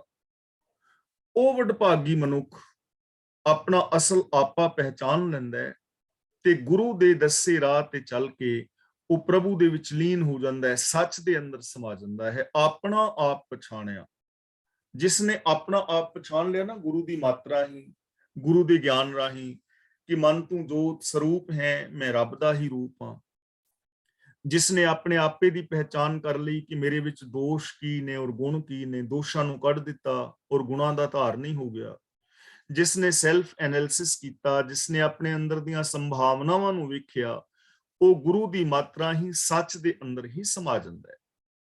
ਆਵਾ ਗੌਣ ਬਾਜ਼ਾਰੀਆ, ਬਾਜ਼ਾਰ ਜਿਨੀ ਰਚਾਇਆ। ਬਾਜ਼ਾਰ ਦਾ ਮਤਲਬ ਵਿਖਾਵਾ, ਆਵਾ ਗੌਣ ਦਾ ਮਤਲਬ ਭਟਕਣਾ, ਗੌ ਦਾ ਮਤਲਬ ਮੈਂ, ਬਾਜ਼ਾਰੀ ਦਾ ਮਤਲਬ ਵਿਖਾਵਾ ਕਰਨ ਵਾਲੇ, ਵਿਖਾਵੇ ਦੇ ਢੋਂਗ ਕਰਨ ਵਾਲਾ ਪਖੰਡੀ। ਤਾਂ ਗੁਰੂ ਜੀ ਕਹਿੰਦੇ ਨੇ ਜਿਨ੍ਹਾਂ ਭੇਖੀਆਂ ਨੇ ਵਿਖਾਵੇ ਦਾ ਢੋਂਗ ਰਚਾਇਆ ਹੋਇਆ ਹੈ, ਉਹਨਾਂ ਜੀਵਾਂ ਦੇ ਅੰਦਰ ਪਸ਼ੂ ਬਿਰਤੀਆਂ ਪੈਦਾ ਹੋਈਆਂ ਰਹਿੰਦੀਆਂ ਨੇ, ਉਹਨਾਂ ਦੇ ਜੀਵਨ ਦੇ ਅੰਦਰ ਭਟਕਣਾ ਬਣੀ ਰਹਿੰਦੀ ਹੈ। ਆਵਾ ਗੌਣ ਬਾਜ਼ਾਰੀਆ, ਆਵਾ ਗੌਣ ਦਾ ਮਤਲਬ ਭਟਕਣਾ, ਬਾਜ਼ਾਰੀਆ ਦਾ ਮਤਲਬ ਜੋ ਵਿਖਾਵਾ ਕਰਨ ਵਾਲੇ ਨੇ, ਬਾਜ਼ਾਰ ਜਿਨੀ ਰਚਾਇਆ ਦਾ ਮਤਲਬ ਜਿਹੜੇ ਵਿਖਾਵਾ ਕਰ ਰਹੇ ਨੇ।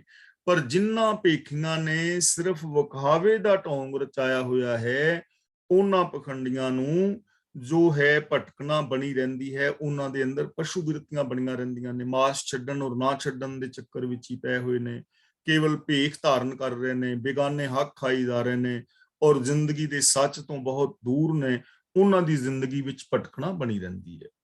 ਇੱਕ ਥਿਰ ਸੱਚਾ ਸਾਲਾਹਣਾ, ਜਿਨ ਮਨ ਸੱਚਾ ਪਾਇਆ। ਜਿਨ ਮਨ ਸੱਚਾ ਪਾਇਆ ਦਾ ਮਤਲਬ ਜਿਨ੍ਹਾਂ ਨੂੰ ਮਨ ਵਿੱਚ ਸੱਚਾ ਪ੍ਰਭੂ ਪਿਆਰਾ ਲੱਗਦਾ ਹੈ, ਉਹਨਾਂ ਦੀ ਨਿਸ਼ਾਨੀ ਕੀ ਹੈ? ਇੱਕ ਥਿਰ ਸੱਚਾ ਸਾਲਾਹਣਾ, ਉਹ ਸਦਾ ਥਿਰ ਰਹਿਣ ਵਾਲੇ ਪ੍ਰਭੂ ਪਰਮਾਤਮਾ ਦੀ ਸਿਫਤ ਸਲਾਹ ਕਰਦੇ ਰਹਿੰਦੇ ਨੇ। ਜਿਨ੍ਹਾਂ ਦੇ ਅੰਦਰ ਸੱਚਾ ਪਿਆਰਾ ਲੱਗਦਾ ਹੈ, ਸੱਚ ਪਿਆਰਾ ਲੱਗਦਾ ਹੈ, ਉਹਨਾਂ ਨੇ ਇੱਕ ਥਿਰ ਸੱਚਾ ਸਾਲਾਹਣਾ ਦਾ ਮਤਲਬ ਉਹ ਦਿਨ ਰਾਤ ਇੱਕ ਪ੍ਰਭੂ ਦੀ ਸਿਫਤ ਸਲਾਹ ਕਰਦੇ ਰਹਿੰਦੇ ਨੇ, ਉਹ ਇੱਕ ਥਿਰ ਪ੍ਰਭੂ ਦੇ ਨਾਲ ਹਮੇਸ਼ਾ ਹਮੇਸ਼ਾ ਵਾਸਤੇ ਜੁੜੇ ਰਹਿੰਦੇ ਨੇ। ਜਿਨ੍ਹਾਂ ਦੇ ਮਨ ਦੇ ਅੰਦਰ ਪਿਆਰਾ ਪ੍ਰਭੂ ਪਿਆਰਾ ਲੱਗਦਾ ਹੈ, ਉਹ ਹਮੇਸ਼ਾ ਹੀ ਉਸ ਸੱਚ ਦੇ ਨਾਲ ਜੁੜੇ ਹੋਏ ਨੇ ਔਰ ਉਸ ਸੱਚ ਨੂੰ ਹਮੇਸ਼ਾ ਹਮੇਸ਼ਾ ਉਹਦੀ ਸਿਫਤ ਸਲਾਹ ਕਰਦੇ ਰਹਿੰਦੇ ਨੇ। ਤਾਂ ਅੱਜ ਦੀ ਵਿਚਾਰ ਇੱਥੇ ਸਮਾਪਤ ਕਰਦੇ ਹਾਂ ਜੀ, ਕਿਉਂਕਿ ਅੱਜ ਥੋੜਾ ਜਿਹਾ ਸ਼ਬਦ ਦੇ ਵਿੱਚ ਆਪ ਦੇ ਕਈ ਸਾਰੇ ਸਵਾਲ ਜਵਾਬ ਹੋਣਗੇ, ਕਈਆਂ ਦੇ ਵਿਚਾਰ ਦੇ ਹੋਣਗੇ ਮਾਸ ਵਾਲੇ ਚੱਕਰ ਕਰਕੇ, ਇਸ ਲਈ ਅੱਜ ਦੀ ਵਿਚਾਰ ਇੱਥੇ ਸਮਾਪਤ ਕਰਦੇ ਹਾਂ। ਅਗਲੀ ਕਲਾਸ ਦੀ ਜੋ ਕਾਰਵਾਈ ਉਹ ਵੀਰ ਤਰਲੋਚਨ ਸਿੰਘ ਜੀ ਕਰ ਰਹੇ ਨੇ। ਅੱਜ ਦੀ ਇਸ ਕਲਾਸ ਵਿੱਚ ਜੇ ਕਿਸੇ ਵੀਰ ਭੈਣ ਦਾ ਕੋਈ ਛੋਟਾ ਮੋਟਾ ਸਵਾਲ ਹੈ ਤਾਂ ਉਹ ਕਰ ਸਕਦੇ ਹੋ, ਔਰ ਜੇ ਕਿਸੇ ਵੀਰ ਭੈਣ ਨੇ ਆਪਣਾ ਵਿਚਾਰ ਦੇਣੇ ਨੇ ਤਾਂ ਆਪਣੇ ਵਿਚਾਰ ਦੇ ਸਕਦੇ ਹੋ। ਹੋਈਆਂ ਭੁੱਲਾਂ ਦੀ ਖਿਮਾ। ਵਾਹਿਗੁਰੂ ਜੀ ਕਾ ਖਾਲਸਾ, ਵਾਹਿਗੁਰੂ ਜੀ ਕੀ